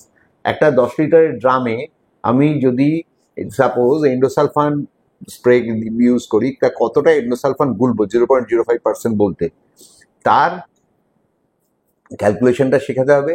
R cost of cultivation, যেটা আগে আমরা বলেছি যে প্রিভিয়াসলি থিওরি পার্টায় ছিল হচ্ছে কস্ট অফ কাল্টিভেশনটা। কস্ট অফ কাল্টিভেশন আমরা থিওরি পার্ট থেকে ক্যান্সেল করে দিয়েছি এবং এটা এইখানে ঢোকানো হয়েছে প্র্যাকটিক্যাল।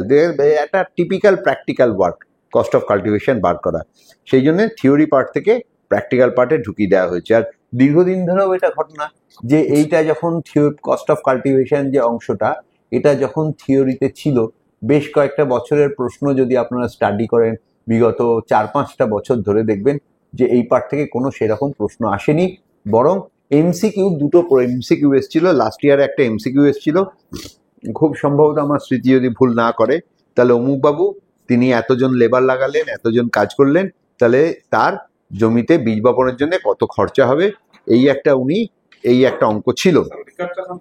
ঠিক আছে, এই একটা জিনিস ছিল। সেই কারণে যেহেতু এই পার্টটা থিওরি পোর্শনে অবহেলিতই ছিল, সেই কারণে আমরা কস্ট অফ কাল্টিভেশনটা আমরা থিওরি থেকে প্র্যাকটিক্যালে শিফট করে দেওয়া হয়েছে। আচ্ছা, নেক্সট হচ্ছে ক্যারেক্টারিস্টিক্স প্রজেক্ট ওয়ার্ক। প্রজেক্ট কিরকম হবে? Project should be theory based project হবে, যেগুলো থিওরির সঙ্গে থাকবে, এবং প্রজেক্ট এমন চয়েস করবেন যেটা খুব সম্ভব হলে খুব স্পেসিফিক প্রজেক্ট হবে এবং টাইম কনজিউমিং লেস হবে, খুব সময় যাতে কম লাগে, কারণ 12-এও খুবই কম সময় আমরা প্র্যাকটিক্যালি হাতে পাই 12-এর ক্ষেত্রে। The project must increase the spirit of group activity. খুব ভালো হয় যদি গ্রুপে কাজ করতে পাঠান বাচ্চাদের, তাহলে ভালো হয়। সার্ভে বেসড কাজ করা যায়, ল্যাব বেসড কাজ করা যায়, পট কালচার বেসড কাজ করা যায়, এরকম অনেক রকমের প্রজেক্ট করা যায়। আপনারাও সাজেশন দিতে পারেন প্রজেক্ট কিভাবে করা যায় না করা যায়। And thank you. তো এই ভাই এটাকে করো, কোশ্চেন অ্যান্সার সেশনে যাবো এবার আমরা।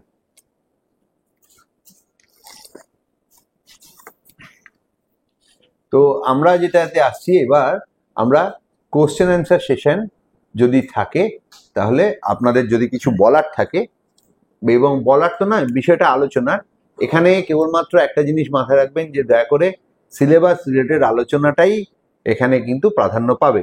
যদি আপনাদের গুরুত্বপূর্ণ সাজেশন থাকে তাহলে আমরা সেটাকে নোট ডাউন করে নিতে চাই এবং আমাদের ঊর্ধ্বতন কর্তৃপক্ষকে আপনাদের যেটা আলোচনা বা আপনাদের যেটা ভিউ, সেই ভিউটা আমরা পাঠিয়ে দেবো ঊর্ধ্বতন কর্তৃপক্ষকে। সো প্লিজ আপনারা প্রশ্ন থাকলে বলুন। আপনারা হ্যান্ড রাইজ করবেন এবং নিজের নাম ও স্কুলের নামটি বলবেন যাতে আমরা টুকতে পারি। আনমিউট করে দাও।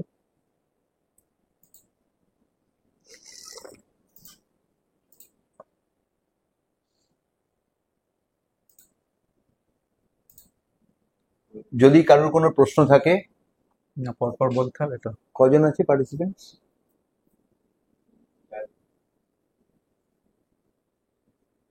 আপনাদের নাম, স্কুলের নাম একটু বলবেন।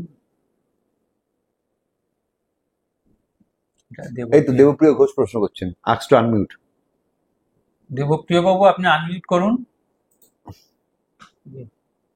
দেবপ্রিয় বাবু প্রশ্নটা করুন, আপনি আনমিউট করুন। আপনার প্রশ্ন বুঝতে পারছি না, ওনাকে আনমিউট করা যাচ্ছে না। আমি করে দিচ্ছি, ওনাকে যেটা করতে হবে।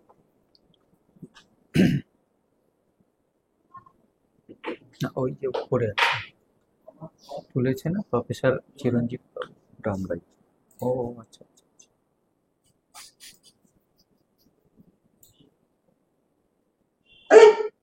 ওই যে আমরা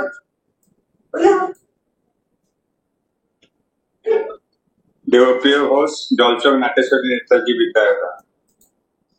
বলুন। হ্যাঁ, বলছি প্রজেক্ট গুলো যেগুলো করাবো সেগুলো কিভাবে করাবো একটু যদি বলা, প্রজেক্ট গুলো 11 বা 12 প্রজেক্ট গুলো। আচ্ছা, আর কিছু কোশ্চেন আছে? থিওরি পার্ট না, নিয়ে project- দেবপ্রিয় বাবু আপনার থিওরি পার্ট নিয়ে কোনো কোয়েশ্চেন নেই? বিশেষ করে না, ক্লাস theory part এখন আপাতত এখন নেই। ক্লাস ঠিক আছে? ক্লাস 11 এর, বিশেষ করে আপনি বলছেন ক্লাস 11 বা ক্লাস 12 এর 11 এর ফার্স্ট সেমিস্টার বা সেকেন্ড সেমিস্টার থিওরি পার্ট নিয়ে আপনার কিছু বলার আছে কি? যদি থাকে আগে সেটা বলুন, না। প্রজেক্ট নিয়ে আমি আসছি, পরে আলোচনা করছি। না, ঠিক আছে। আপনি হ্যালো, আপনার কোন বিষয়?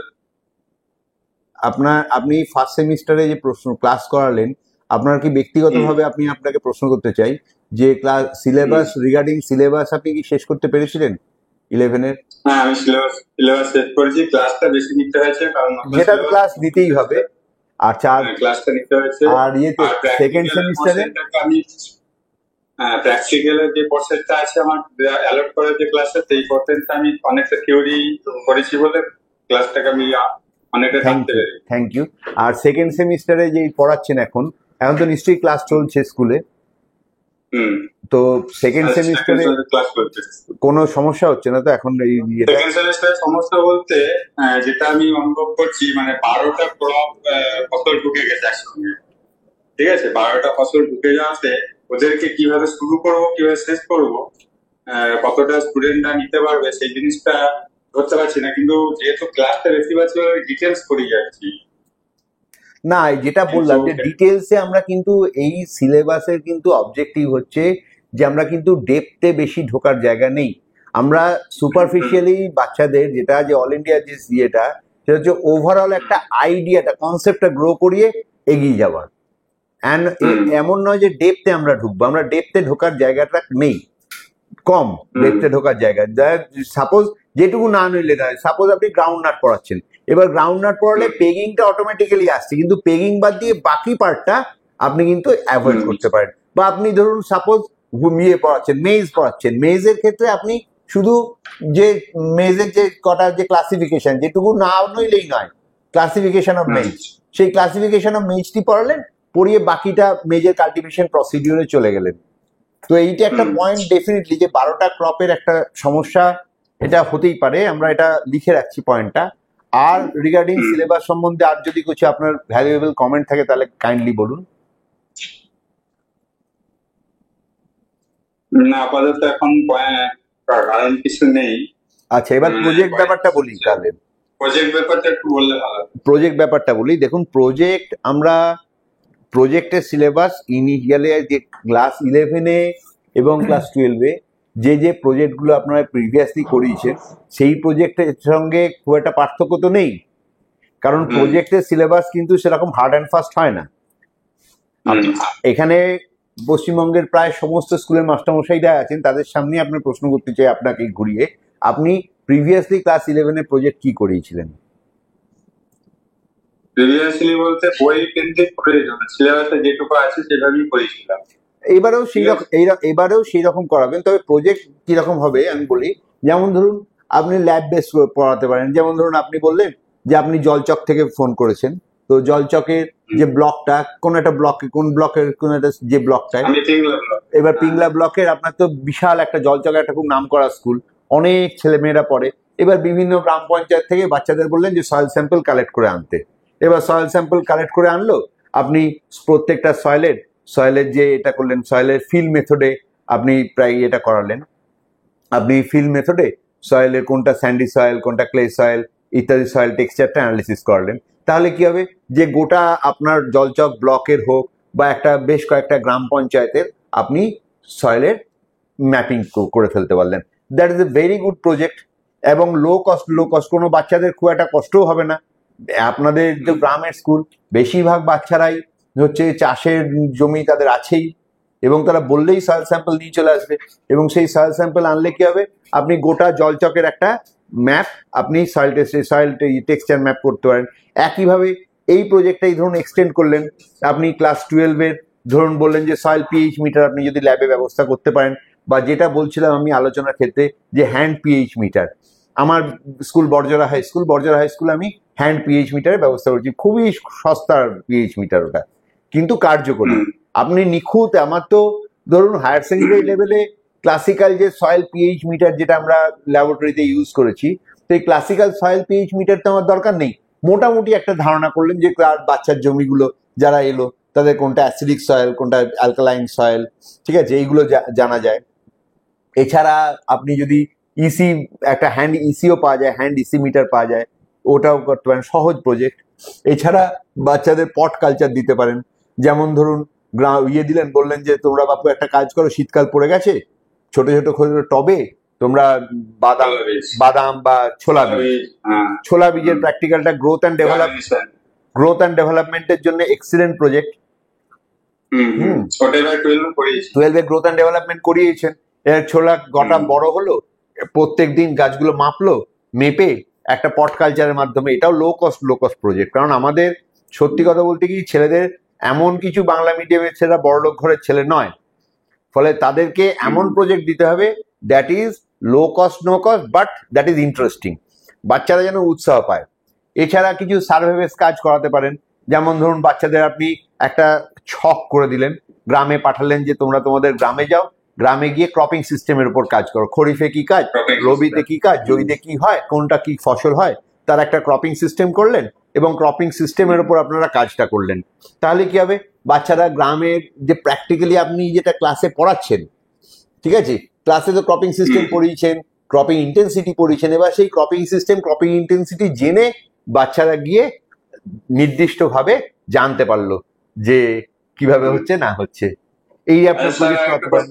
আরেকটা ব্যাপার ছিল যে প্রজেক্ট লেখার ক্ষেত্রে কোনো নিয়ম কানুন আছে? এক্স্যাক্টলি, নতুন সেমিস্টার অনুযায়ী না, না, প্রজেক্ট লেখার নিয়ম আবহমান কাল ধরে প্রথমে তাই আসছে। যথারীতি প্রথমে প্রজেক্টের হেডলাইন হবে, তারপর বাচ্চার নাম, রেজিস্ট্রেশন নাম্বার, তারপর অ্যাকনলেজমেন্ট, তারপরে থাকবে ইন্ট্রোডাকশন পার্টের পর প্রজেক্টের বডি। যেমন ভাবে থাকে আপনি সেটা ক্লাসে ভালোভাবেই শেখান, আমি জানি, এবং যেভাবে আপনি ক্লাসে শেখান, প্রজেক্টের বডি তো আর পাল্টাবে না, প্রজেক্ট যেমন ছিল তেমনই আছে, শুধু প্রজেক্টের টপিক হয়তো পাল্টাতে পারে, বাট প্রজেক্টের আর কিছু পাল্টাবে না। Okay sir, thank you sir. Thank you Debapriya বাবু, ফোন করার জন্য ধন্যবাদ। আর কেউ কোনো প্রশ্ন করবেন? নিচে দেখো, আর কেউ একটা আসছে, রিয়েলমি 5 Pro দেখো কি আছে। হ্যাঁ, দেখো তো স্যামসাং এ কি দেখা। নমস্কার স্যার। হ্যাঁ নমস্কার, কে বলছেন? নমস্কার, আমি আনন্দ মন্ডল, বরিশা বিদ্যাসাগর বিদ্যাপীঠ থেকে বলছি, পশ্চিম মেদিনীপুর। আনন্দদা, 1 মিনিট। আনন্দ মন্ডল, স্কুলটার নাম বলবেন আরেকবার? বরিশা বিদ্যাসাগর বিদ্যাপীঠ।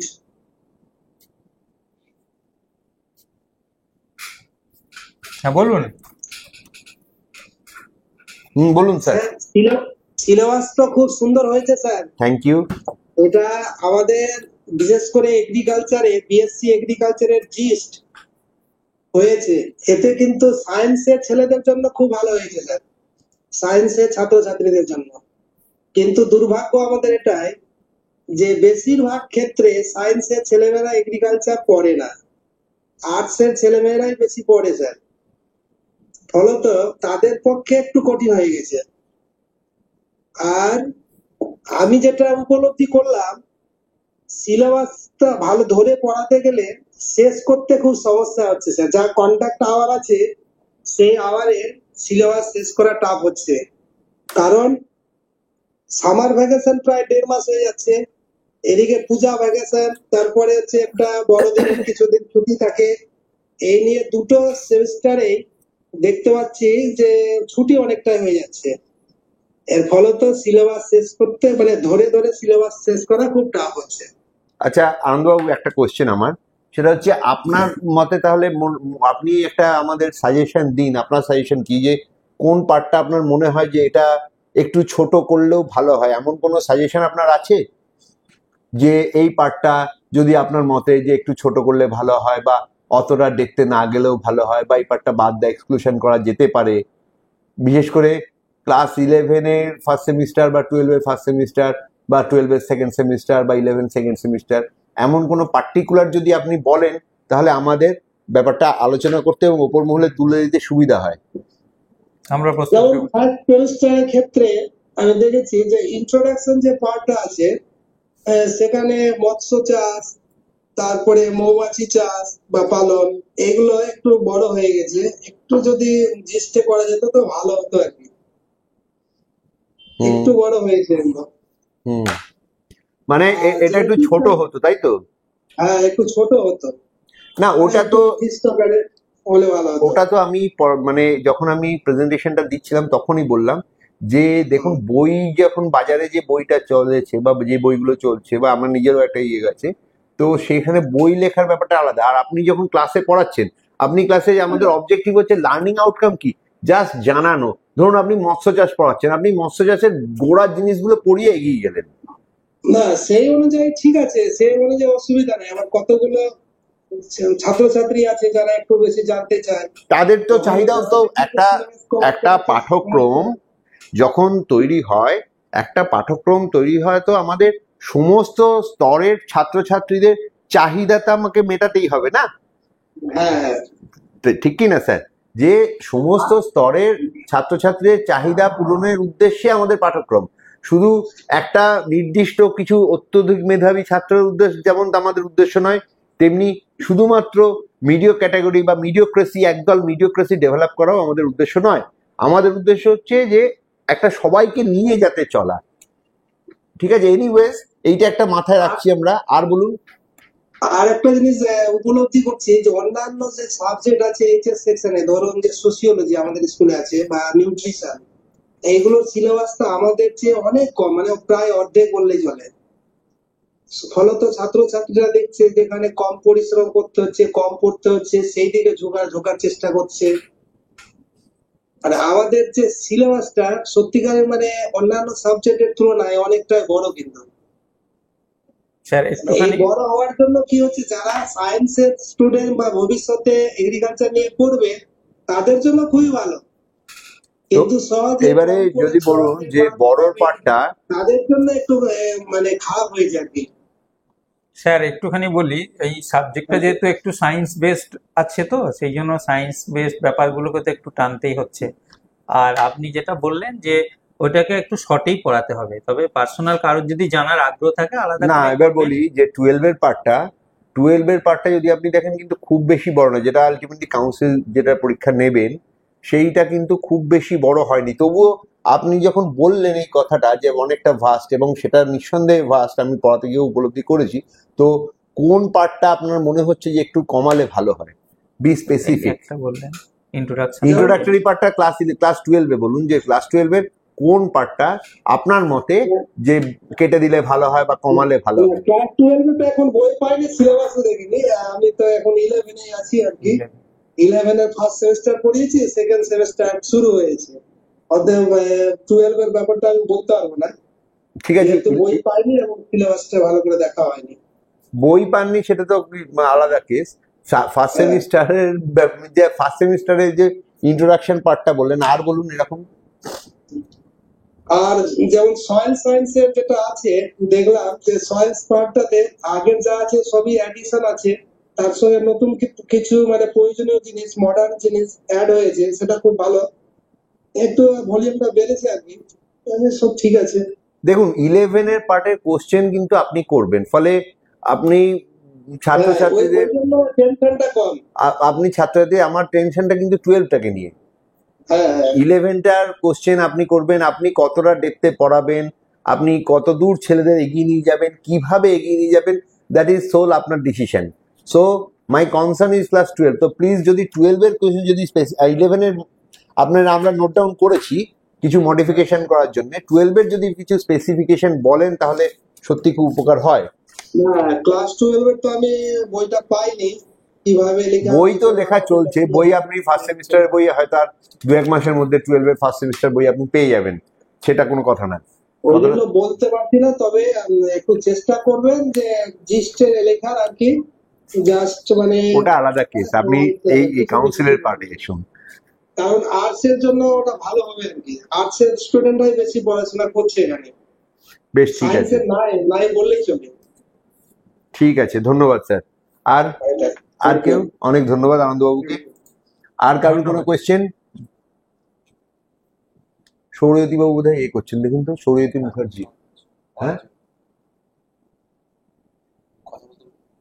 সৌরজ্যোতি মুখার্জি কিছু বলবেন বলছেন মনে হচ্ছে। সৌরজ্যোতি মুখার্জি বলছি, দুবরাজপুর উত্তরায়ণ Vidyayatan.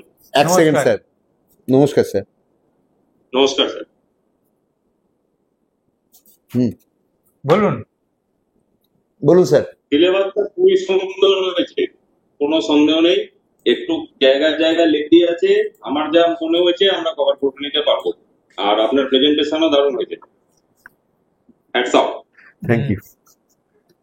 Thank you sir. Okay thank you sir. Okay, bye. Thank you sir, bye. আর কেউ? আমরা আমাদের আলোচনার প্রায় শেষ দিকে চলে এসেছি। যদি আর কারোর কোনো কোয়েশ্চেন থাকে বিশেষ করে রিগার্ডিং সিলেবাস, প্লিজ আপনারা বলুন, তাহলে আমরা ঊর্ধ্বতন কর্তৃপক্ষকে বলতে পারবো। স্পেসিফিক্যালি সিলেবাস রিগার্ডিং কোনো কোয়েশ্চেন যদি কেউ করেন।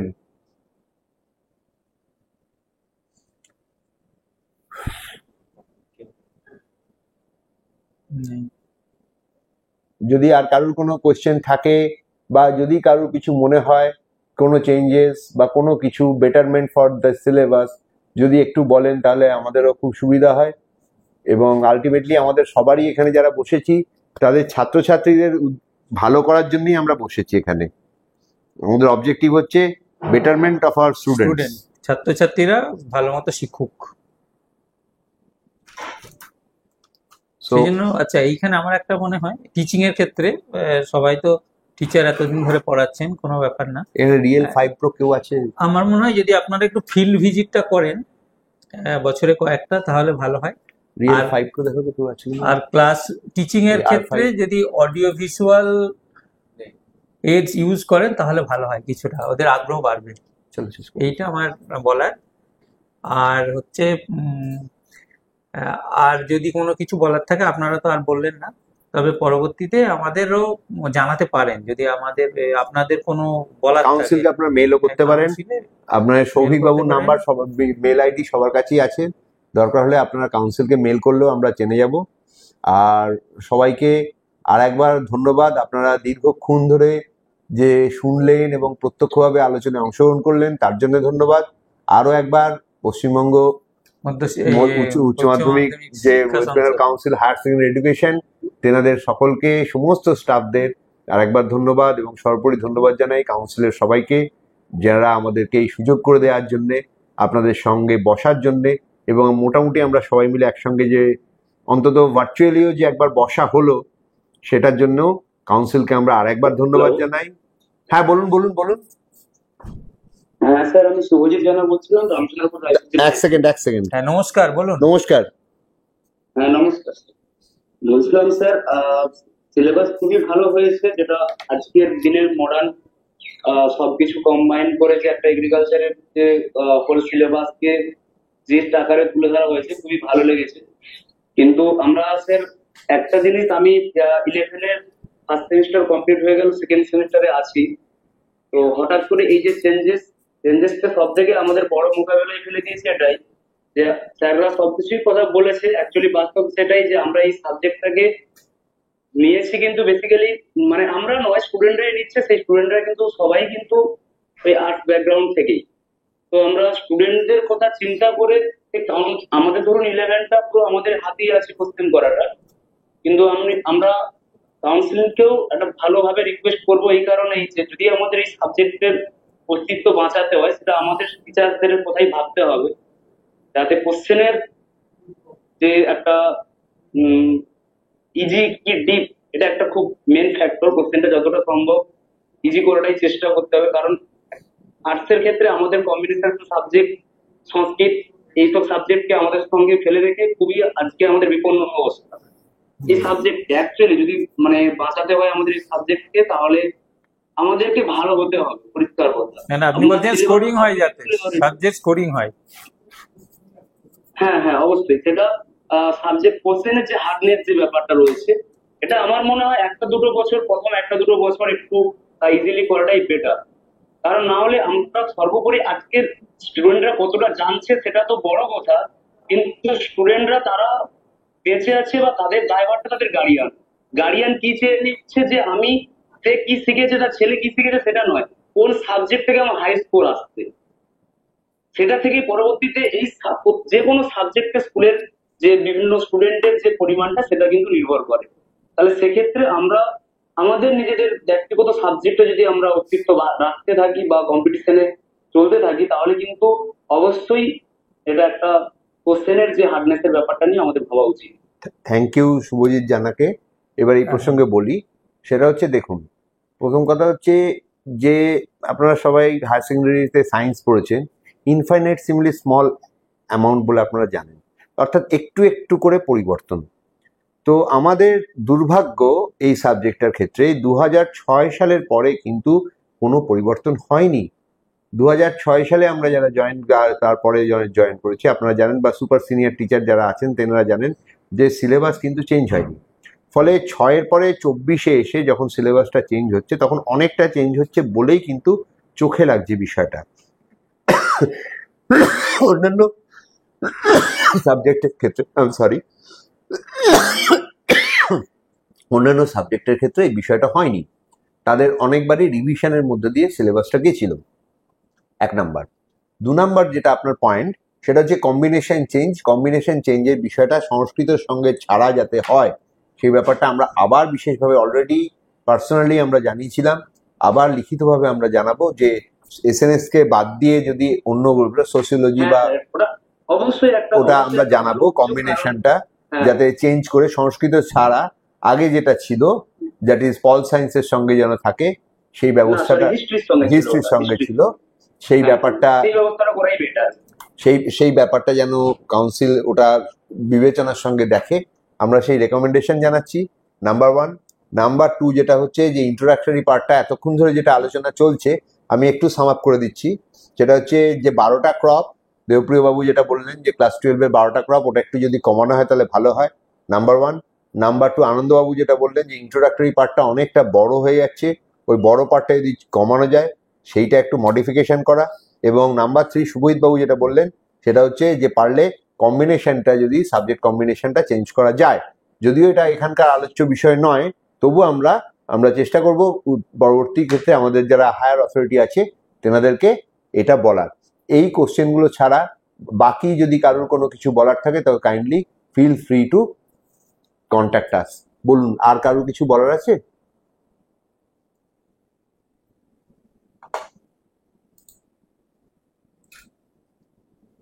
পার্টিসিপেশন অনেকটাই কমে 10 জন চলে এসছে, কমছে অনেকক্ষণ, তো অনেকক্ষণ হয়ে গেছে, আমাদের আলোচনাটা দীর্ঘক্ষণ ধরে চলছে। শেষ করে দিয়েছি। আচ্ছা, দীর্ঘক্ষণ ধরে আমাদের আলোচনা চললো, আপনারা নিশ্চয়ই অনেক কিছু জানতে পেরেছেন এবং আমরাও আপনাদের কাছ থেকে আলোচনায় কিছু বিষয় সমৃদ্ধ হয়েছে, কি চেঞ্জের পরিবর্তন, এই চেঞ্জ কিছু করার আছে কিনা তা আমরা হায়ার অথরিটিকে জানাবো। আর আপনারা পেশেন্স নিয়ে এতক্ষণ শুনেছেন, তার জন্য আপনাদেরকে ধন্যবাদ।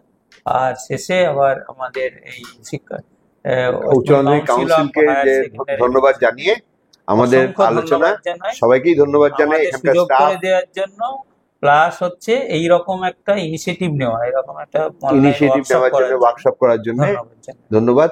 পরবর্তীকালে যদি সম্ভব হয় আমরা চেষ্টা করব যে জোন ভিত্তিক একটা অফলাইন ওয়ার্কশপ করানোর একটা চেষ্টা করা হবে। এনিওয়েজ, সকলকে ধন্যবাদ এবং নমস্কার জানিয়ে আজকে আলোচনা শেষ করছি। Thank you.